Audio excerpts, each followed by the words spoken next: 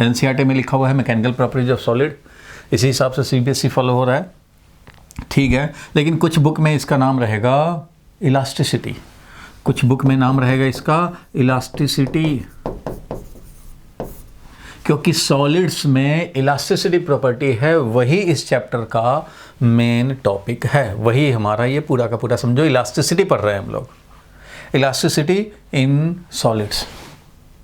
तो सॉलिड्स में क्या है इलास्टिसिटी वो समझेंगे, इलास्टिसिटी होता क्या है वो समझेंगे, और उसमें क्या क्या पढ़ना है। तो सबसे पहले जानने हैं भाई meaning of solids and it's elasticity, मतलब इलास्टिसिटी का प्रॉपर्टी ही जानने, इलास्टिसिटी प्रॉपर्टी क्या है सॉलिड में वो जानने हैं। इसके बाद तुम्हें जानने पड़ेंगे स्ट्रेस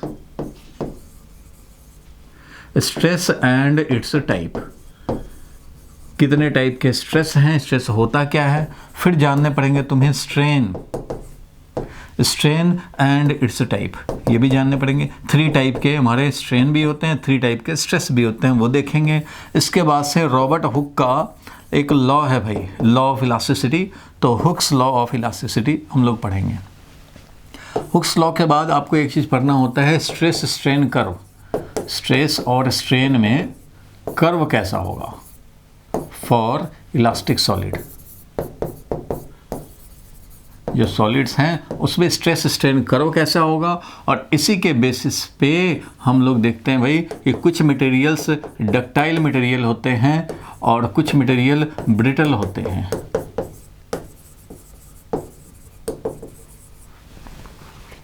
तो ये सब है छोटे टॉपिक हैं, और इसमें टाइम कितना लगता है भाई, तो 30 मिनट्स इसमें लगेंगे, समझो कि 30 मिनट्स इसमें लगेंगे और 20 मिनट्स इसमें लगेंगे। हुक्स लॉ में समझो कि लग जाएंगे तुम्हें 30 मिनट्स, लेकिन हुक्स लॉ जब पढ़ेंगे तो इलास्टिसिटी कांस्टेंट आएगा, यंग्स मॉडुलस, बल्क मॉडुलस और मॉडुलस ऑफ रिजिडिटी, तो इसी में टाइम ज़्यादा लगता है। इसमें कम से कम 1 आवर इसमें लगेगा, खाली हुक्स लॉ जानने में तो 30 मिनट्स, लेकिन 1 आवर इसमें पढ़ने पड़ेंगे। बल्क मॉडुलस में 1 आवर पढ़ने पड़ेंगे, इसमें हमारा 15 मिनट्स। स्ट्रेस स्ट्रेन कर्व है, इसमें तुम्हारा लग जाएगा ऑलमोस्ट 40 मिनट्स टाइम क्लास का। डक्टाइल एंड ब्रिटल मटेरियल, ये तो भाई 20 मिनट्स में काम फिनिश।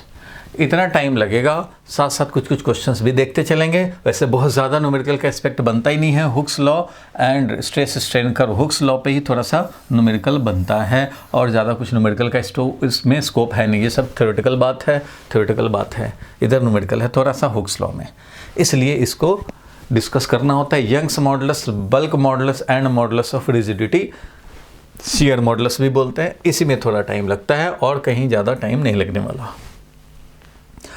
तो ओवरऑल इसको 3 क्लास में हम लोग फिनिश कर लेते हैं, ठीक है। तो अब हम लोग स्टार्ट करेंगे भाई। सबसे पहले मीनिंग, आज का जो टॉपिक होगा, आज का जो टारगेट होगा कि ये वाला हम लोग ख़त्म कर लें, कम से कम ये वाला फर्स्ट क्लास में। सेकंड क्लास में हम लोग स्ट्रेन और हुक्स लॉ को कवर करेंगे। हुक्स लॉ में कम से कम हम लोग यंग्स मॉडुलस तक कवर करेंगे, और उसके बाद हम लोग फिर इधर कवर कर लेंगे थर्ड क्लास में। तो 3 क्लास में फिनिश हो जाता है। डक्टाइल ब्रिटल मटेरियल तो कुछ होता ही नहीं, इसी कर्व में थोड़ा सा 10 मिनट बता देने पे काम हो जाता है, ठीक है भाई। तो आज का ये टॉपिक है, आज इसमें हम लोग डिस्कस करें सॉलिड्स में इलास्टिसिटी क्या है वो जाने, मीनिंग, और उसके बाद स्ट्रेस क्या होता है वो समझें। तो यही समझते समझते इस पे डिस्कस हो जाएगा, स्ट्रेस आ जाएगा, और उसके 3 टाइप्स देखने हैं, लॉन्गिट्यूडनल स्ट्रेस, वॉल्यूम स्ट्रेस और शियर स्ट्रेस देख लेंगे भाई।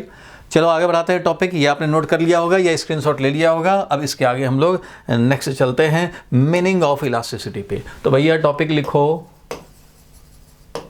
Meaning of elasticity in solid.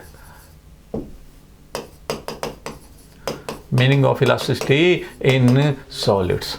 Solids तो सबको पता है भाई कि सॉलिड्स किसको बोलते हैं, जिसमें शेप और साइज ऑलमोस्ट फिक्स्ड होता है, ऑलमोस्ट फिक्स्ड होता है, उसी को सॉलिड बोलते हैं भाई। जिसमें मॉलिक्यूल्स यूं ही फ्लो ना करे, नहीं तो लिक्विड जैसा फ्लो ना करने लग जाए तो उसको लिक्विड बोलेंगे। गैस तो अलग ही चीज़ हो गया, गैस में तो मॉलिक्यूल एक दूसरे से इंडिपेंडेंटली ऐसे इधर उधर भागते हैं, वो गैसियस स्टेट बनता है। लिक्विड में क्या होता है भाई, मॉलिक्यूल इधर उधर तो जाएंगे बट एक आपस में क्लस्टर्ड रहेंगे, आपस में एक साथ रहेंगे।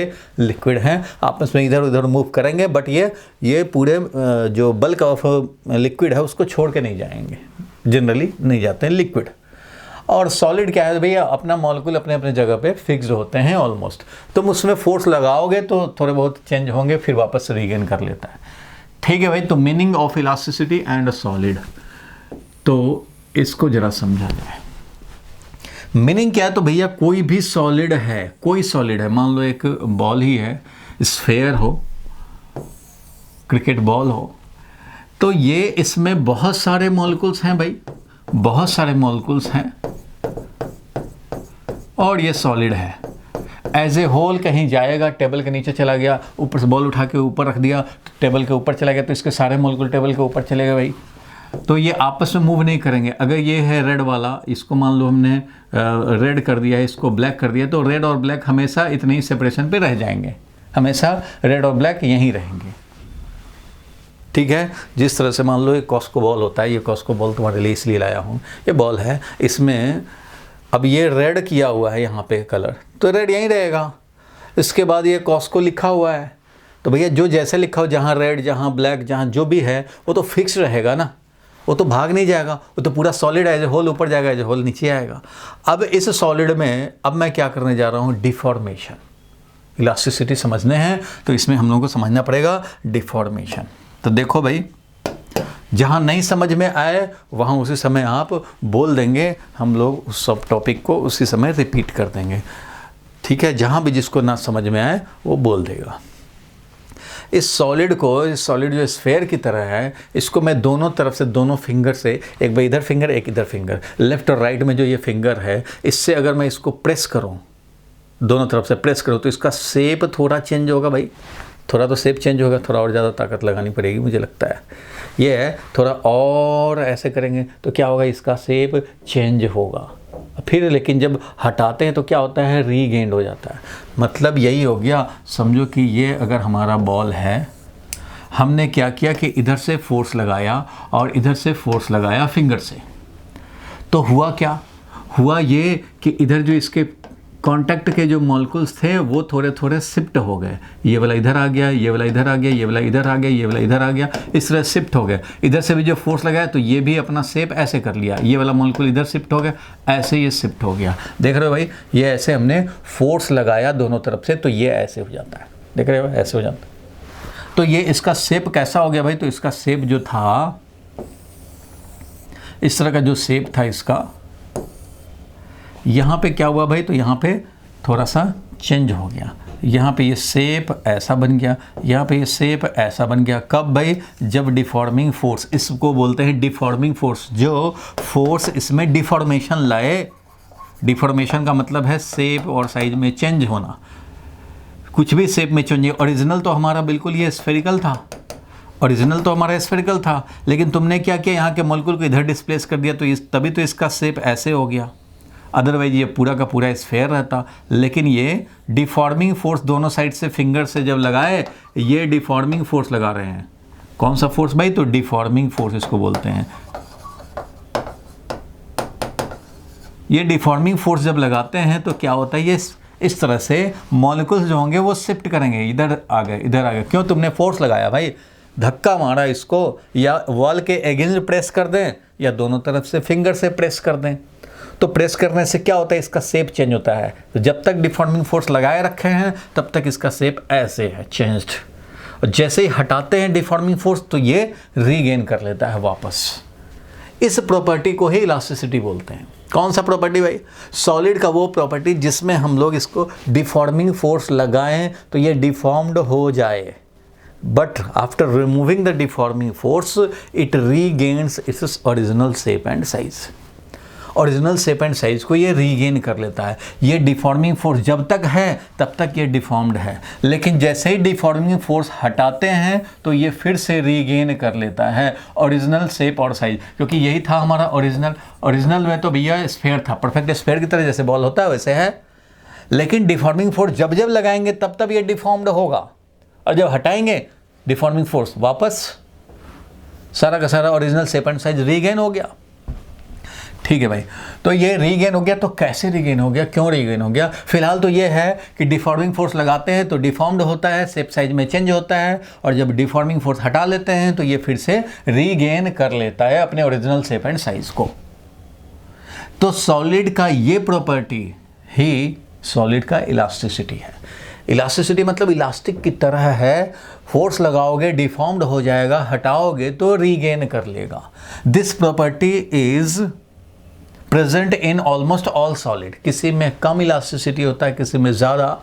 इलास्टिसिटी मतलब है tendency of the solid to regain its original shape and size after removing the deforming force. Deforming force लगाएंगे डिफॉर्म्ड हो जाएगा, बट ये देखना है कि डिफॉर्मिंग फोर्स हटाने पे इसका टेंडेंसी है कि नहीं रीगेन करने का। अगर टेंडेंसी है रीगेन करने का और ये कर लेता है रीगेन तो ये सॉलिड इलास्टिक सॉलिड है। और अगर ये डिफॉर्म्ड होने के बाद डिफॉर्मिंग फोर्स हटा लिया फिर भी ये अब रीगेन ना करे, ओरिजिनल शेप और साइज को रीगेन ना करे, टेंडेंसी भी ना दिखाए कि रीगेन हमें करना है, जैसा कर दिया वैसे ही छूट गया, वैसे ही रह जाना चाहे, रीगेन ना करना चाहे, तो ऐसे सॉलिड को बोलते हैं प्लास्टिक।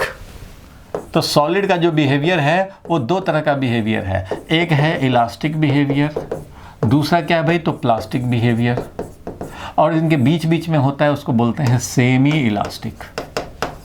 खैर आपको ये नहीं पढ़ने हैं। सेमी इलास्टिक मतलब कुछ रीगेन हुआ, पूरा का पूरा नहीं हुआ। ये क्या है, प्लास्टिक है मतलब कोई रीगेन नहीं, बिल्कुल प्लास्टिक या इन इलास्टिक बोलते हैं, जैसे कोलिजन में होता था वैसे ही। Inelastic, perfectly inelastic मतलब प्लास्टिक। डिफॉर्म्ड हुआ उसके बाद कोई रीगेनिंग नहीं, बिल्कुल कोई भी रीगेनिंग नहीं, नो रीगेनिंग। रीगेनिंग टेंडेंसी ही नहीं है तो रीगेन क्यों करेगा? तो पहले टेंडेंसी तो दिखाओ, यहाँ भाई रीगेन करना चाहते हैं, जब चाहते ही नहीं है तो क्या रीगेनिंग होगा? तो नो रीगेनिंग एट ऑल। अगर बिल्कुल रीगेनिंग ना हो प्लास्टिक सॉलिड है, इन इलास्टिक सॉलिड है। थोड़ा थोड़ा पार्शियल अगर हो, कुछ रीगेनिंग किए पूरा का पूरा नहीं किए, तो इसमें क्या होता है पार्शियल रीगेनिंग होता है। पार्शियल रीगेनिंग किसका regaining? Partial regaining of shape and size, shape and size of original solid. जो भी ओरिजिनल सॉलिड था उसका शेप एंड साइज को रीगेन करने का पार्शियल टेंडेंसी। इलास्टिक में क्या होता है? इलास्टिक में होता है कंप्लीट रीगेनिंग। ठीक है, कंप्लीट रीगेनिंग किस चीज का? Complete regaining of shape and size, shape and size, complete regaining of shape and size. कब? After removing the deforming force, after removing the deforming force। भैया डिफॉर्मिंग फोर्स हटाओगे तभी तो regaining होगा, अदरवाइज तो तुमने डिफॉर्म्ड कर रखा है, फोर्स लगाए हुए वो डिफॉर्म्ड है, हटाओगे उसके बाद रीगेनिंग होगा। तो इलास्टिक सॉलिड हुआ तो कंप्लीट रीगेनिंग, सेमी इलास्टिक हुआ पार्शियल रीगेनिंग, प्लास्टिक या इन इलास्टिक सॉलिड हुआ नो रीगेनिंग एट ऑल। तो इस तरह से बिहेवियर है किसी भी सॉलिड का। बोलो भाई अब तक तो क्लियर हुआ?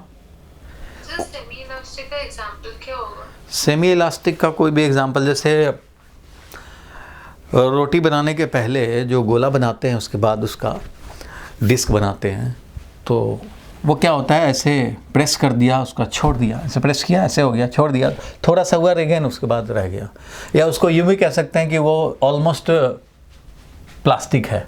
जो गीली मिट्टी होता है, गीली मिट्टी हो जाए या क्ले मिलता है मार्केट में, जो बच्चे आप लोगों ने भी खेला होगा भाई, क्ले से एलिफेंट बना रहे हैं, फिश बना रहे हैं, तो वो प्लास्टिक में आ जाता है। और कुछ ऐसे जो मटेरियल हैं, कुछ ऐसे मटेरियल होंगे जिसमें कि क्या होता है कि पूरा रीगेनिंग नहीं हो, थोड़ा सा रीगेनिंग हो, उसी में फॉर एग्जांपल तुम कुछ समझ सकते हो, ऐसा कोई भी मटेरियल जिसमें कि प्रेस कर दें तो पूरा का पूरा वापस ना आए, पूरा वापस ना आए, कुछ तो वापस आए बट पूरा वापस ना आए, उसी को सेमी इलास्टिक बोलेंगे। तो ऐसा कम होता है, ऐसा कम एग्जांपल आपको मिलते हैं, ज़्यादातर ये और ये मिलते हैं, इसलिए आपको सिलेबस में यही पढ़ने हैं, इसका मीनिंग जानने हैं, इसका इसी पे तो और हमारा काम होने हैं।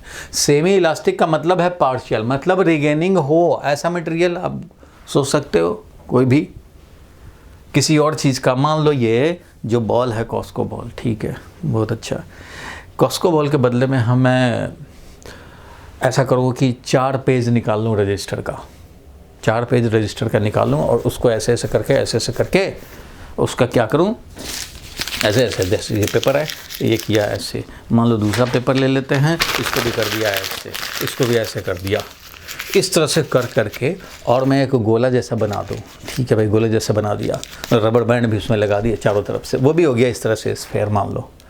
अब क्या है, तुमको इसका अगर हम लोग इसको डिफॉर्म्ड करें, इसको भी डिफॉर्म्ड करें, दोनों को डिफॉर्म्ड किया, अब हटाएंगे तो ये तो रिगेन कर लेगा, तो क्या आपको लगता है कि ये पूरा रिगेन हो जाएगा, फिर से ये स्फेरिकल शेप ले लेगा? ये नहीं ले पाएगा, ये तो नहीं ले पाएगा। अभी देखो इसको ऐसे डिफॉर्म कर दिया, कुछ तो वापस हुआ, पूरा नहीं वापस हुआ। तो इस तरह को हम लोग सेमी इलास्टिक सॉलिड समझ सकते हैं। इलास्टिक का मतलब पूरा रिगेनिंग हो, उसको बोलेंगे इलास्टिक बिहेवियर। तो अभी हम लोग जो समझ रहे हैं कि पहली बात तो कि मीनिंग क्या हुआ, कोई भी सॉलिड में इलास्टिसिटी का मतलब, elasticity is the property of solid by virtue of which it restores its shape and size, original shape and size after removing the deforming force. Deforming force हटाने पे, जब डिफॉर्मिंग फोर्स लगाओगे जो deform करना चाहता है, कॉम्प्रेस करने के लिए लगाओ या इलोंगेट करने के लिए लगाओ, जब भी इलोंगेट करने लगाओगे तब भी तुम्हारे इस पर फोर्स लगेगा। अब तुम इसको पकड़ के इलोंगेट तो कर नहीं सकते, अगर ये स्प्रिंग होता, स्प्रिंग अगर होता तो इलोंगेटिव फोर्स भी लगाते, तो इसके अपोजिट में डेवलप हो जाता भाई, इसके अपोजिट में डेवलप हो जाता है। अगर आप स्प्रिंग है, स्प्रिंग के बारे में समझो, अगर एक स्प्रिंग हो और इसके लेंथ को हम लोग पकड़ के और इसका लेंथ को बढ़ा दें, ऐसे कर दें, तो ये हो गया समझो डिफॉर्मिंग फोर्स। ये एक मॉलिक्यूल है, समझो ये एक मॉलिक्यूल है, इन दोनों में पहले सेपरेशन तो बेचारा भाई R0 था, मान लो सेपरेशन ये था। अब क्या कर दिया तुमने, इसको बढ़ाया, फोर्स लगाया, तो फोर्स लगाया तो इसके अगेंस्ट स्प्रिंग की तरह है समझो, इसके अगेंस्ट ये फोर्स डेवलप होगा ना, स्प्रिंग फोर्स। जैसे ही लेंथ में चेंज होगा ये स्प्रिंग फोर्स डेवलप होगा। इसका टेंडेंसी क्या होगा कि जब भी तुम ये डिफॉर्मिंग फोर्स हटाओगे, यही है डिफॉर्मिंग फोर्स जो तुमने लगाया, ये डिफॉर्मिंग फोर्स है, बिल्कुल ये स्प्रिंग की तरह समझो। स्प्रिंग वाला ही मटेरियल, स्प्रिंग वाला ही बिहेवियर इधर सॉलिड में होता है, इसलिए स्प्रिंग का एग्जांपल लिया। डिफॉर्मिंग फोर्स, ये वाला भी डिफॉर्मिंग फोर्स, ठीक है भाई। जब डिफॉर्मिंग फोर्स लगाएंगे तो स्प्रिंग का जो नेचुरल लेंथ था उससे ये बढ़ गया, मीन्स डिफॉर्म्ड हो गया, और इस डिफॉर्मेशन होने से रीस्टोरिंग एक फोर्स डेवलप हो गया स्प्रिंग में। इसको रीस्टोरिंग फोर्स इसलिए बोल रहे हैं क्योंकि इसका पर्पस है to restore the original separation, original shape and size of the spring. तो डिफॉर्मिंग जब तक लगाए रखोगे तब तक ये इलोंगेटेड डिफॉर्म्ड रहेगा, जैसे ही हटाओगे ये वाला स्प्रिंग फोर्स इसको वापस ले आएगा। इस फोर्स, ये जो स्प्रिंग फोर्स डेवलप हो रहा है, इसको हम लोग बोलते हैं रीस्टोरिंग फोर्स। रीस्टोरिंग फोर्स जो कब डेवलप होता है, जब डिफॉर्म्ड होगा तब, इज डेवलप्ड व्हाइल डिफॉर्म्ड। जब भी ये डिफॉर्म्ड होगा तभी ये डेवलप होगा, और जब ये डिफॉर्मिंग फोर्स हटाओगे तो ये रीस्टोरिंग फोर्स एक्शन में आएगा और इसको रीस्टोर करा के छोड़ेगा, ओरिजिनल शेप एंड साइज ले आएगा। अगर तुम इसको कंप्रेस करोगे, अगर इसको तुम स्प्रिंग को मान लो कंप्रेस कर देते हो, कंप्रेस कर दिए ऐसे, जो इसका R0 था, अब हमारा सेपरेशन जो है वो लेस देन R0 हो गया। तो ऐसे कंडीशन में क्या होगा, तुमने तो इसको कंप्रेस कर रखा है, इट मीन्स तुमने ऐसे लगाया है डिफॉर्मिंग फोर्स, ये है तुम्हारा डिफॉर्मिंग फोर्स,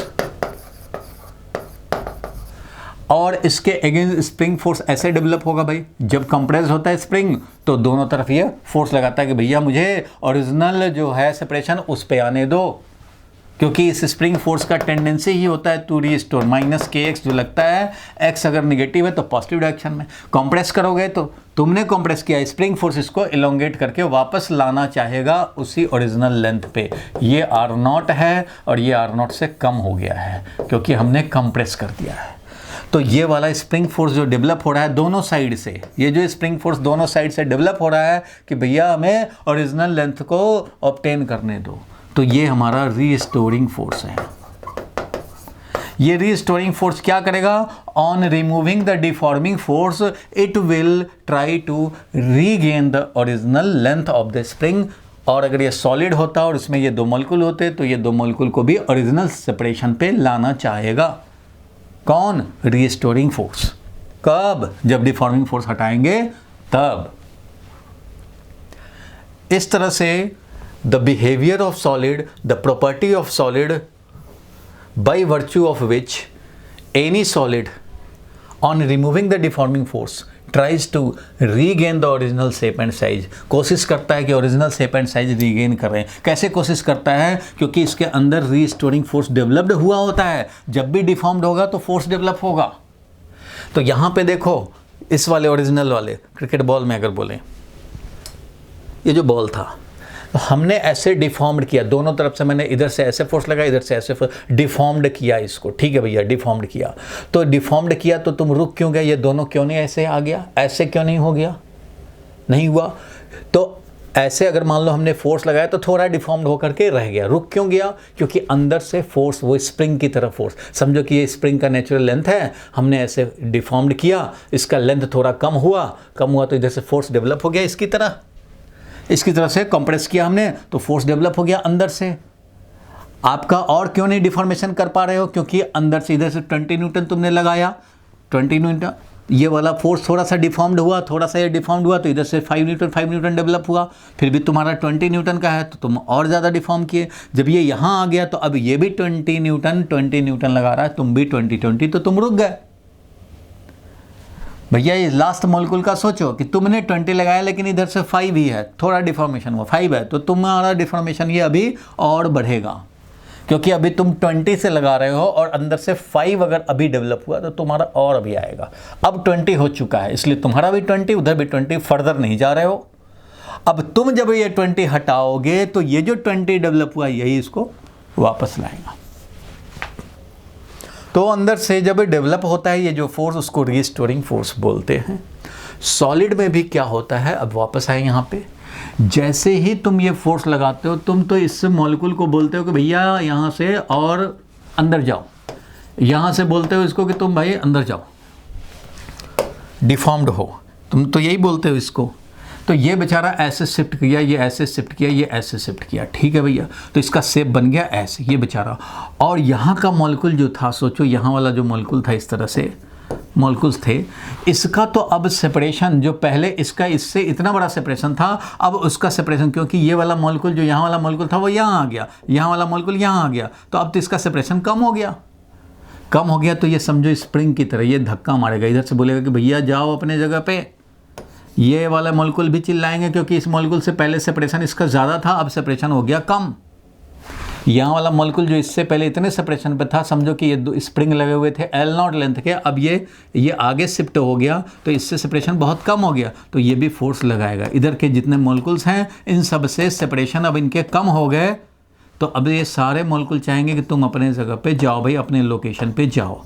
इस तरह से ये अंदर से ये जो फोर्स डेवलप हुए ना, ये सब फोर्स, इधर भी फोर्स डेवलप होंगे। जो बाकी मॉलिक्यूल्स हैं ना, ये सब डिफॉर्म्ड, जो भी शिफ्टेड मॉलिक्यूल्स हैं उन सब पे ये फोर्स लगाएगा कि तुम क्यों इधर आए हो भाई, अपने जगह पे जाओ, रिगेन करो। मतलब समझो कि सारे मॉलिक्यूल्स में एक दूसरे पे स्प्रिंग लगा हुआ है, ऐसा समझें। मॉडल, सॉलिड का मॉडल ऐसा ही होता है। सॉलिड का बिहेवियर अगर आपको एनालाइज करना है या डेमोन्स्ट्रेट करना है, तो जनरली डेमोन्स्ट्रेट करने के लिए हम लोग जो सॉलिड बनाते हैं मॉडल में कि सॉलिड का बिहेवियर कैसे दिखाएं, तो इस तरह से दिखाते हैं कि ये एक स्प्रिंग, ये एक स्प्रिंग, ये एक स्प्रिंग, ये भी एक स्प्रिंग, ये भी एक स्प्रिंग, ये भी स्प्रिंग, ये भी स्प्रिंग। इस तरह से सारे एज पे समझो स्प्रिंग लगे हुए हैं, और ये है मॉलिक्यूल, ये सारे क्या हैं, मॉलिक्यूल्स हैं। क्रिस्टल के मॉलिक्यूल्स हैं और सब एक दूसरे से स्प्रिंग की तरह समझो सर्टेन सेपरेशन पे हैं। जब भी इस पे फोर्स लगेगा, जब भी इस पे डिफॉर्मिंग फोर्स लगेगा और ये शिफ्ट होगा, थोड़ा भी शिफ्ट हुआ तो इससे सेपरेशन चेंज, इससे सेपरेशन चेंज हो गया, इससे सेपरेशन चेंज हो जाएगा। तो चेंज होगा तो ये इसको धक्का मारेगा, ये इसको फोर्स लगाएगा, तो इस तरह से क्या होगा, अंदर से सॉलिड के अंदर से क्या होगा, डिफॉर्मिंग फोर्स डेवलप होगा। एक मॉलिक्यूल को भी तुमने शिफ्ट कराया, अगर अपने ओरिजिनल पोजीशन से एक मॉलिक्यूल भी शिफ्ट हुआ तो इसके अगल बगल के मॉलिक्यूल उसको फोर्स लगाना शुरू कर देंगे और वही फोर्स होगा रीस्टोरिंग फोर्स। तो यहाँ से भी इसमें रीस्टोरिंग फोर्स डेवलप हो गया। इन फोर्सेस को बोल रहे हैं रीस्टोरिंग फोर्स। ये जो मॉलिक्यूल्स, अंदर के मॉलिक्यूल्स जो लगा रहे हैं शिफ्टेड मॉलिक्यूल्स को कि भैया अपने वापस जाओ, तो जब ये डिफॉर्मिंग फोर्स लगाए हुए हैं तो ये डेवलप्ड है, जस्ट लाइक स्प्रिंग की तरह डेवलप्ड है फोर्स अंदर से। लेकिन ये बेचारा इसको रिस्टोर करा नहीं पा रहा क्योंकि ये 20 लगा है, ये भी 20 लगा हुआ, लेकिन ये 20 इस तरह से प्रेस करके इसको डिफॉर्म्ड कर रखा है। जैसे ही तुम डिफॉर्मिंग फोर्स हटाओगे इसका एक्शन इफेक्टिव हो जाएगा और ये इसको वापस से रीस्टोर करा देगा ओरिजिनल शेप एंड साइज। तो वैसे ही तुम भी डिफॉर्मिंग फोर्स हटाओगे तो ये जो डेवलप्ड हैं रीस्टोरिंग फोर्स, ये सारे एक दूसरे को रीस्टोर करा देंगे और सब मॉलिक्यूल अपने अपने जगह पे पहुंच जाएंगे, अपने अपने लोकेशन पे पहुंच जाएंगे और इस तरह से बॉडी अपना रीगेन कर लेगा शेप एंड साइज।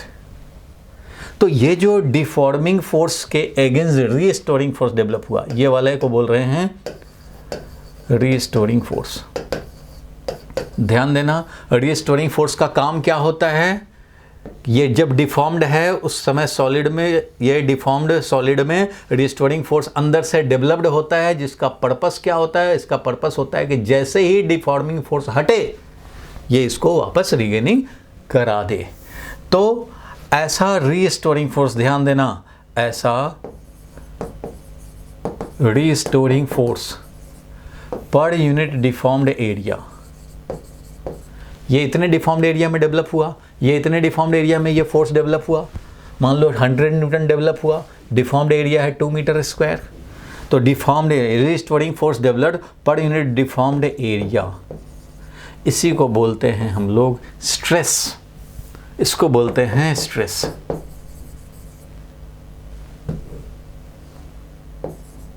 स्ट्रेस बोलते हैं। स्ट्रेस क्या होता है, restoring force developed per unit deformed area. Restoring force जो डेवलप हो रहा है कब, जब डिफॉर्म्ड है तब, पर यूनिट डिफॉर्म्ड एरिया। अगर मान लो रीस्टोरिंग फोर्स हमारा 100 न्यूटन डेवलप हुआ है, डिफॉर्म्ड एरिया 2 मीटर स्क्वायर है, तो ये हो गया 50 न्यूटन पर मीटर स्क्वायर। 50 न्यूटन पर मीटर स्क्वायर ये क्या हो गया भाई, तो ये हो गया स्ट्रेस। स्ट्रेस का मतलब होता है कि कितना रीगेनिंग टेंडेंसी है। ज़्यादा स्ट्रेस डेवलप हुआ मतलब ज़्यादा force per unit area develop हुआ। यूनिट एरिया में 5 न्यूटन डेवलप्ड है और किसी सॉलिड में यूनिट एरिया में 50 न्यूटन डेवलप्ड है, तो दोनों में डिफरेंस है। जितना ज़्यादा रीस्टोर कराने वाला टेंडेंसी होगा, जितना ज़्यादा रीस्टोरिंग फोर्स डेवलप होगा पर यूनिट डिफॉर्म्ड एरिया, उतना ज़्यादा स्ट्रेस मतलब उतना ज़्यादा रीगेनिंग टेंडेंसी। यहाँ लिख दे रहा हूँ मैं, greater value of stress means, इसका मतलब क्या हुआ, greater is the tendency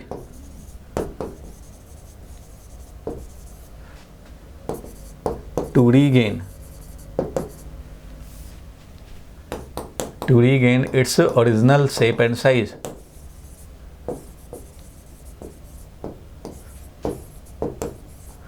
And hence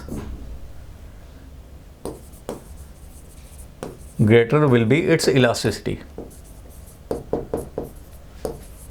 इसका इलास्टिसिटी उतना ही ज़्यादा है।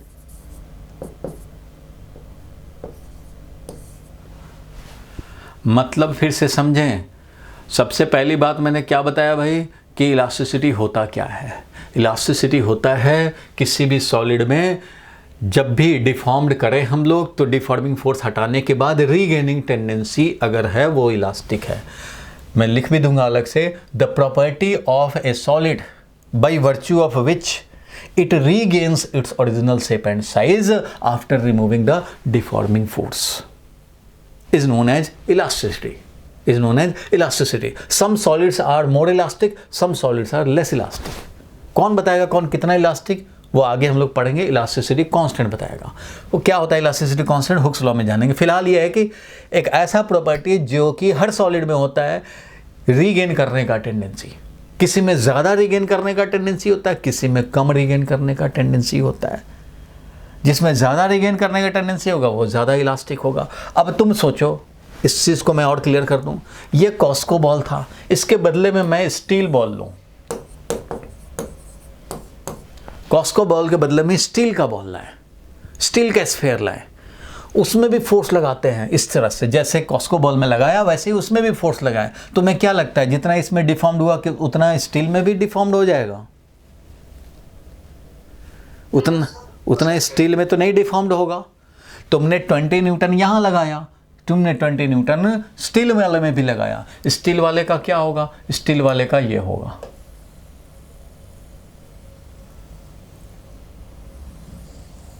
ज़्यादा से ज़्यादा इतना, ज़्यादा से ज़्यादा क्या होगा? इतना शिफ्ट होगा.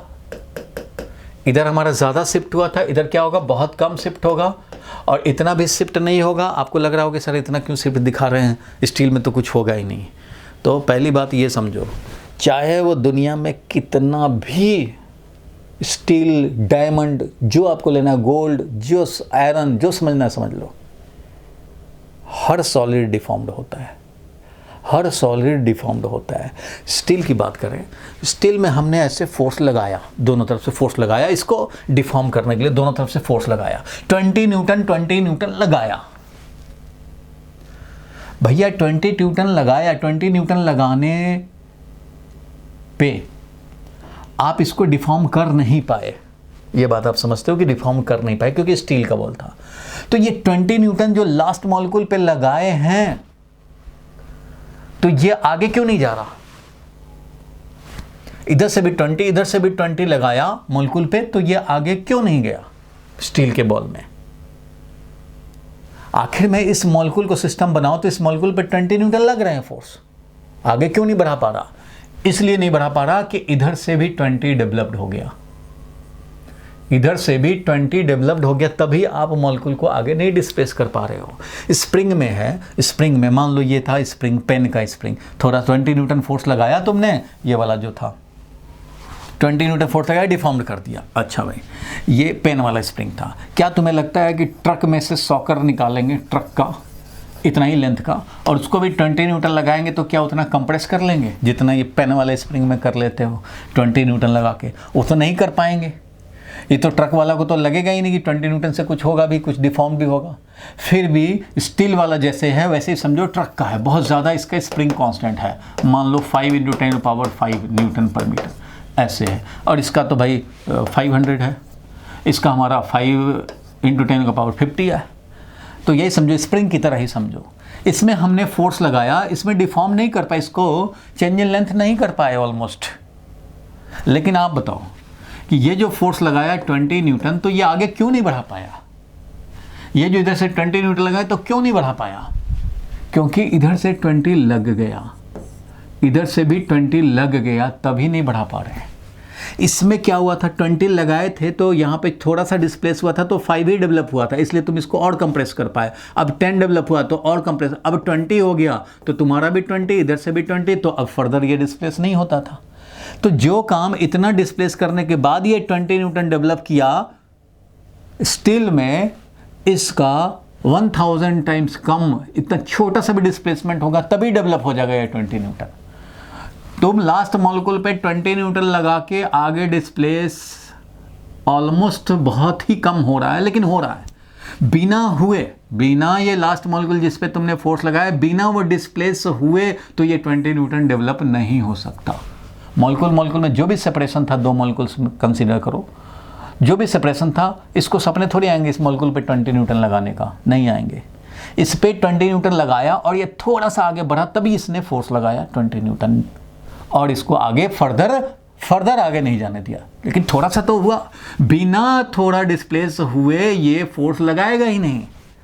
इसलिए इवन इफ स्टील है या कितना भी हार्ड है, आपने फोर्स लगाया तो कुछ ना कुछ ये फ्रैक्शन 1 अपॉन ऐसे इतना तो भैया हुआ है डिफॉर्मेशन, तभी ये फोर्स डेवलप हुआ है, ये सपने में नहीं डेवलप हो जाता।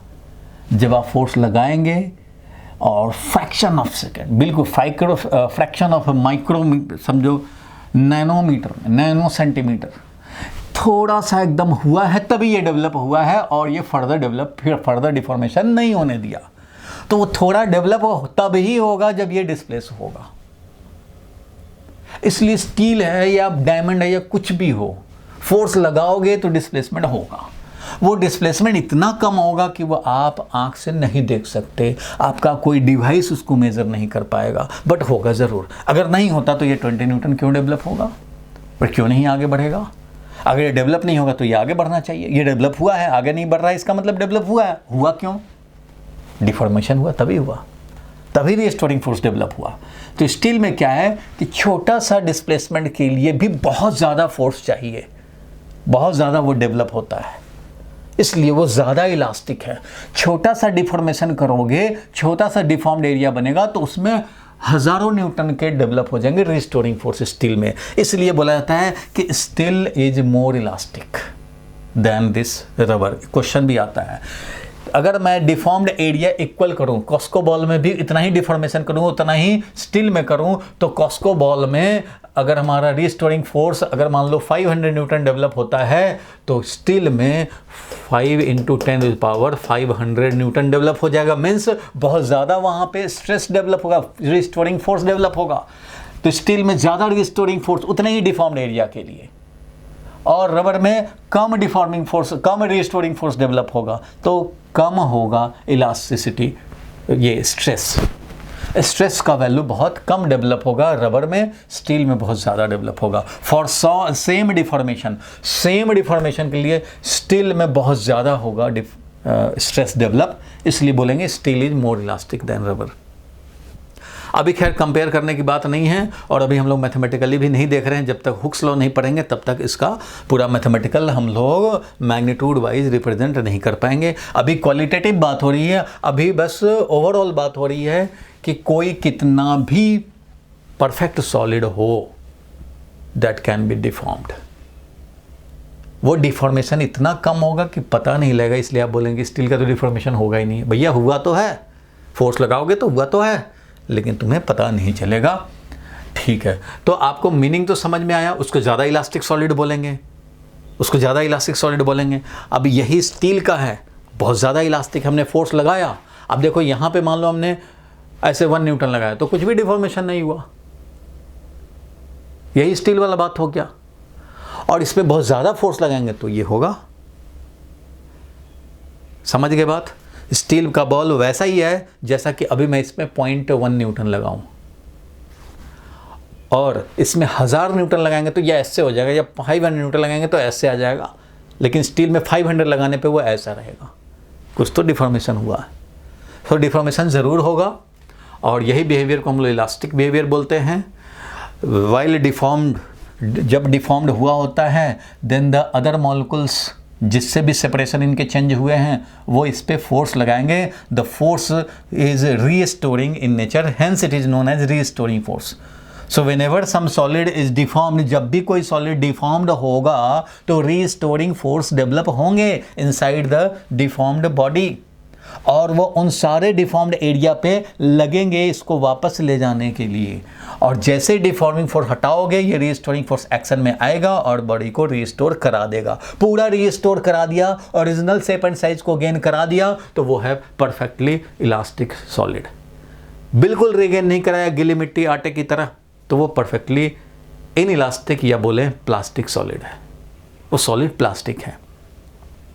प्लास्टिक एक मटेरियल होता है, उसका नाम जो हम लोग बोले प्लास्टिक चेयर है, ये वो तो अलग प्लास्टिक की बात होगी। एक होता है प्लास्टिक बिहेवियर, ये हम लोग बिहेवियर का नाम दे रहे हैं। इलास्टिक बिहेवियर मीन्स पूरा रिगेनिंग करने का behaviour on removing the deforming force. Semi elastic मतलब partial regaining of shape and size, और इसमें नो रिगेनिंग। तो बात समझ में आ गए। अगर आपको सॉलिड का मॉडल बनाना होता है तो स्प्रिंग लगा दो, किसी भी मॉलिक्यूल को तुम चाहे इलोंगेट करो या इसको कंप्रेस करो, थोड़ा भी चेंज होगा तो अलग जो भी स्प्रिंग इससे कनेक्टेड होंगे, यानी जो भी मॉलिक्यूल्स इससे कनेक्टेड सेपरेटेड होंगे नेबरिंग में, उन सारे ने इस पर फोर्स लगाना है। कंप्रेस करोगे तब भी, इलोंगेट करोगे तब भी, और उस फोर्स जो डेवलप हुआ उसी को हम लोग रीस्टोरिंग फोर्स बोल रहे हैं। And the restoring force per unit deformed area is known as stress. ज़्यादा स्ट्रेस मतलब ज़्यादा रीस्टोरिंग फोर्स डेवलप हुआ, कम स्ट्रेस तो कम डिफॉर्मिंग फोर्स, कम रीस्टोरिंग फोर्स डेवलप्ड हुआ। तो यही मैंने यहाँ लिख दिया है, greater is the value of stress, greater value of stress हुआ, इसका मतलब greater is the tendency to regain the original shape and size, greater tendency हुआ and greater will be it's elasticity. इसलिए स्टील हमारा ज़्यादा इलास्टिक है, उसका हम लोग और भी आगे पढ़ेंगे। फिलहाल तो मीनिंग क्लियर हुआ कि इलास्टिसिटी हुआ क्या, बोलो भाई क्लियर है। यहां एक सेंटेंस लिख देते हैं, आप भी लिख लो। The property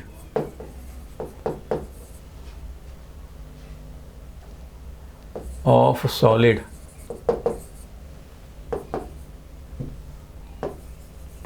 by virtue of which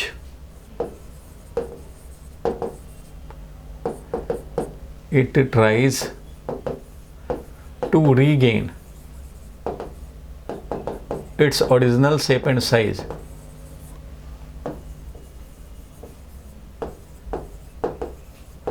on removing the deforming force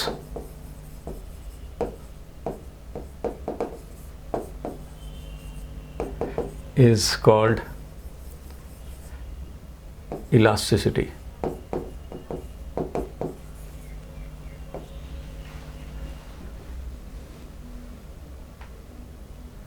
ठीक है, ये हर सॉलिड का प्रॉपर्टी है। अब किसी में कम है रीगेनिंग टेंडेंसी, किसी में ज़्यादा है रीगेनिंग टेंडेंसी, किसी में नहीं है तो भाई वो प्योर इनइलास्टिक हो जाएगा। By virtue of which it tries to regain, ये ट्राई करता है रीगेन करने का, कर पाए ना कर पाए वो अलग मैटर, उसके बेसिस पे इसका क्लासिफिकेशन हो जाएगा। बट टेंडेंसी तो होता है रीगेन करने का, वो टेंडेंसी कितना ज़्यादा है वो कितना कम है। अगर प्लास्टिक है तो प्लास्टिक के लिए अलग वैल्यू, कोई रीगेनिंग टेंडेंसी जीरो से लेकर, रीगेनिंग टेंडेंसी जीरो से लेकर के बहुत हाई वैल्यू तक हो सकता है। उसका वैल्यू वाइज एनालिसिस हम लोग आगे चल के टॉपिक में कर पाएंगे। अभी के लिए तो ओवरऑल बात समझने हैं। Property of solid by virtue of which it tries to regain the original shape and size on removing the deforming force is called elasticity. चलो ये क्लियर हो गया मीनिंग, ठीक है। मॉडल के नाम पे ऐसा बनाते हैं, हर मॉलिक्यूल को एक छोटे छोटे स्फेयर ले लो, इन सबको स्प्रिंग से वेल्डिंग कर दो और ये बन गया एक सॉलिड। सॉलिड में जिस तरह से कंप्रेस करोगे ये दिखाएगा, जैसे ही हटाओगे ये वापस आ जाएगा, जैसे ही हटाओगे वापस आ जाएगा। कंप्रेस करो या इलोंगेट करो एक लिमिट तक, ऐसा नहीं कि इसको इलोंगेट करके चेन्नई लेके चले गए और इसको बेंगलुरु लेके चले गए और ऐसे कर दिए तो फिर वो वापस नहीं होगा। तो वो उससे इस पे बेस्ड है हुक्स लॉ कि ये सर्टेन लिमिट तक होता है, मतलब थोड़ा मोड़ा इसको चेंज करोगे तो ये वापस आएगा। अब पेन है, स्प्रिंग जो पेन से निकालते हैं उसका स्प्रिंग को छोटा मोटा चेंज करो वापस आ जाएगा, कंप्रेस करो वापस आ जाएगा। अब इसको पकड़ के पूरा ऐसे पुल कर दिया, वायर बना दिया तो फिर थोड़ी वापस आके स्प्रिंग बनेगा, नहीं बनेगा। तो एक लिमिट होता है, उसको बोलते हैं इलास्टिक लिमिट, आगे पढ़ेंगे।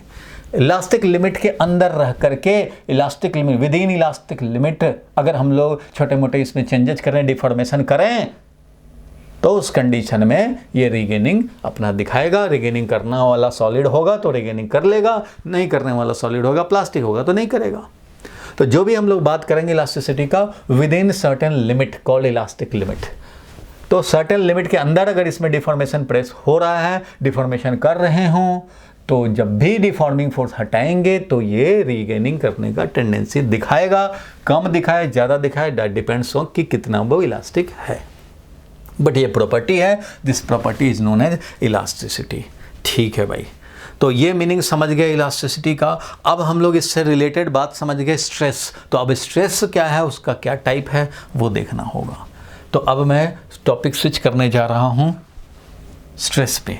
ठीक है, हम लोग को जो देखना था सबसे पहले meaning of elasticity and solid देखा हम लोगों ने, अब स्ट्रेस एंड इट्स टाइप देखने हैं। ठीक है भैया, आगे बढ़ते हैं। तो टॉपिक लिखो स्ट्रेस,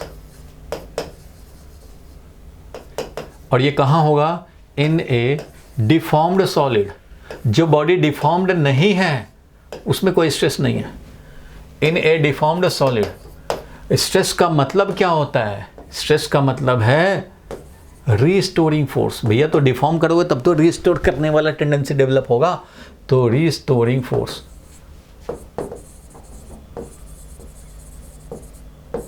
रीस्टोरिंग फोर्स डेवलप्ड।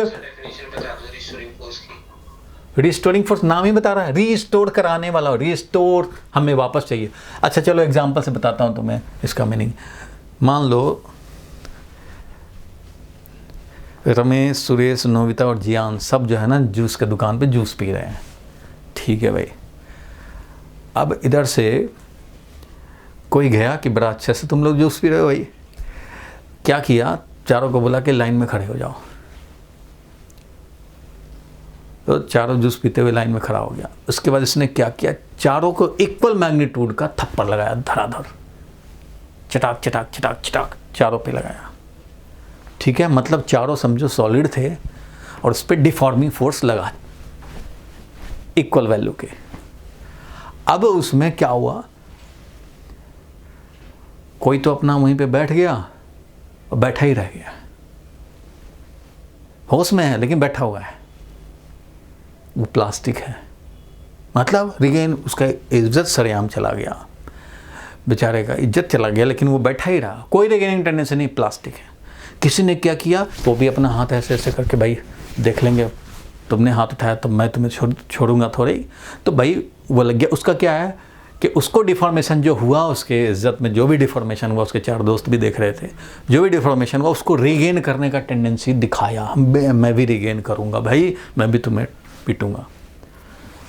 और कोई जो है वो मान लो पिस्टल या चाकू या किसी ने फ़ोन मार दिया, आ जाओ भाई, हो गया है शुरू, बेल बज गए हैं, आ जाओ। तो ऐसे ऐसे बहुत तरह के होते हैं फिनोमेना। उसमें किसको ज़्यादा रीगेन करने का टेंडेंसी था, किसी को कम रीगेन करने का टेंडेंसी था, किसी को कुछ भी रीगेन करने का टेंडेंसी नहीं था। रीगेन करने हैं, अपना रिपुटेशन रीगेन करने हैं, या अपना original shape and size regain करना है। सॉलिड क्या करेगा? अपना ओरिजिनल शेप एंड साइज को रीगेन करेगा। तो भैया किसी भी सॉलिड में तुमने डिफॉर्मिंग फोर्स लगा करके उसका शक्ल तो चेंज कर दिया। अब इस चेंज को, इस डिफॉर्मेशन को नलिफाई करने के लिए, इसको वापस करने के लिए कि भैया मैं डिफॉर्म्ड हो गया हूँ, लेकिन ये डिफॉर्म्ड मैं नहीं रहना चाहता, मैं वापस आना चाहता हूँ, ओरिजिनल शेप एंड साइज को रीगेन करना चाहता हूँ। ये फोर्स जो रीगेन कराएगा, क्योंकि भैया मॉलिक्यूल में जो सेपरेशन था पहले, वो अब यहाँ जब आ गया तो सेपरेशन कम हो गया, तो ये वाला मॉलिक्यूल तो इस पर फोर्स लगाएगा कि भैया जाओ वापस अपने जगह पे जाओ। तो ये जो फोर्स डेवलप हुआ यही है restoring force. Restoring force is the force developed inside a deformed body whose purpose is to restore the shape and size of the solid is known as restoring force. बोलो भाई, अब clear हुआ? Yes sir, clear है। Restoring force. तो stress क्या है? Stress is restoring force developed per unit area of a deformed body. ठीक है, विद द पर्पस, किस पर्पस से ये डेवलप हुआ है? With the purpose of regaining its original shape and size. तुम भी चाहो तो लिख लो ओरिजिनल शेप एंड साइज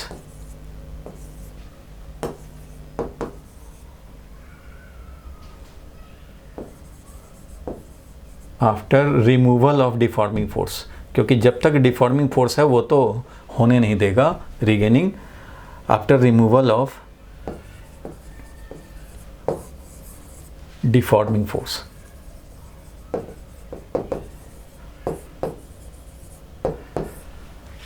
आपने इसके शक्ल में तो चेंज कर दिया, बट ये शक्ल को यानी शेप को, साइज़ को, जो भी चेंज हुआ, जो भी डिफॉर्मेशन, मॉलिक्यूल थोड़ा भी चेंज हुए तो बॉडी समझो डिफॉर्म्ड हो गया। तो इस डिफॉर्मेशन को वापस रीगेन, वापस हटाने के लिए और बॉडी का ओरिजिनल शेप एंड साइज लाने के लिए जो डेवलप हुआ है, जैसे ये रीगेन करेगा ये सारा जो है वो फोर्स अपना वैल्यू जीरो कर लेगा। जिस तरह से स्प्रिंग में होता है, इलोंगेटेड है तो फोर्स डेवलप्ड है, जैसे ये नेचुरल लेंथ में आ जाएगा अपने, जैसे ही अपने नेचुरल लेंथ में आया, अभी ये इलोंगेटेड है, L0 प्लस एक्स है लेंथ, और जैसे ये L0 में आएगा स्प्रिंग फोर्स अपना वैल्यू जीरो कर लेगा, मतलब ये रिस्टोरिंग फोर्स भी अपना वैल्यू जीरो कर लेगा। इसको लिख भी सकता हूं, after complete regaining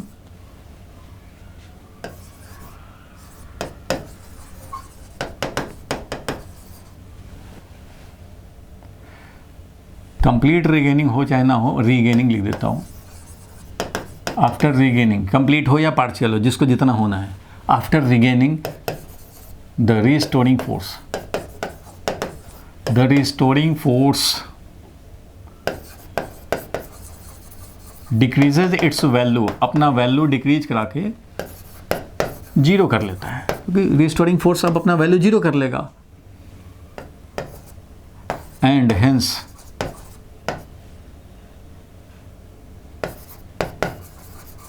stress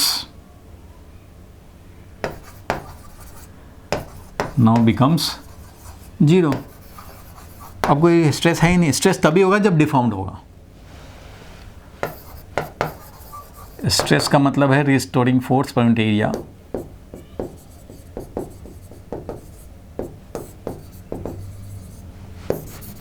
stress exist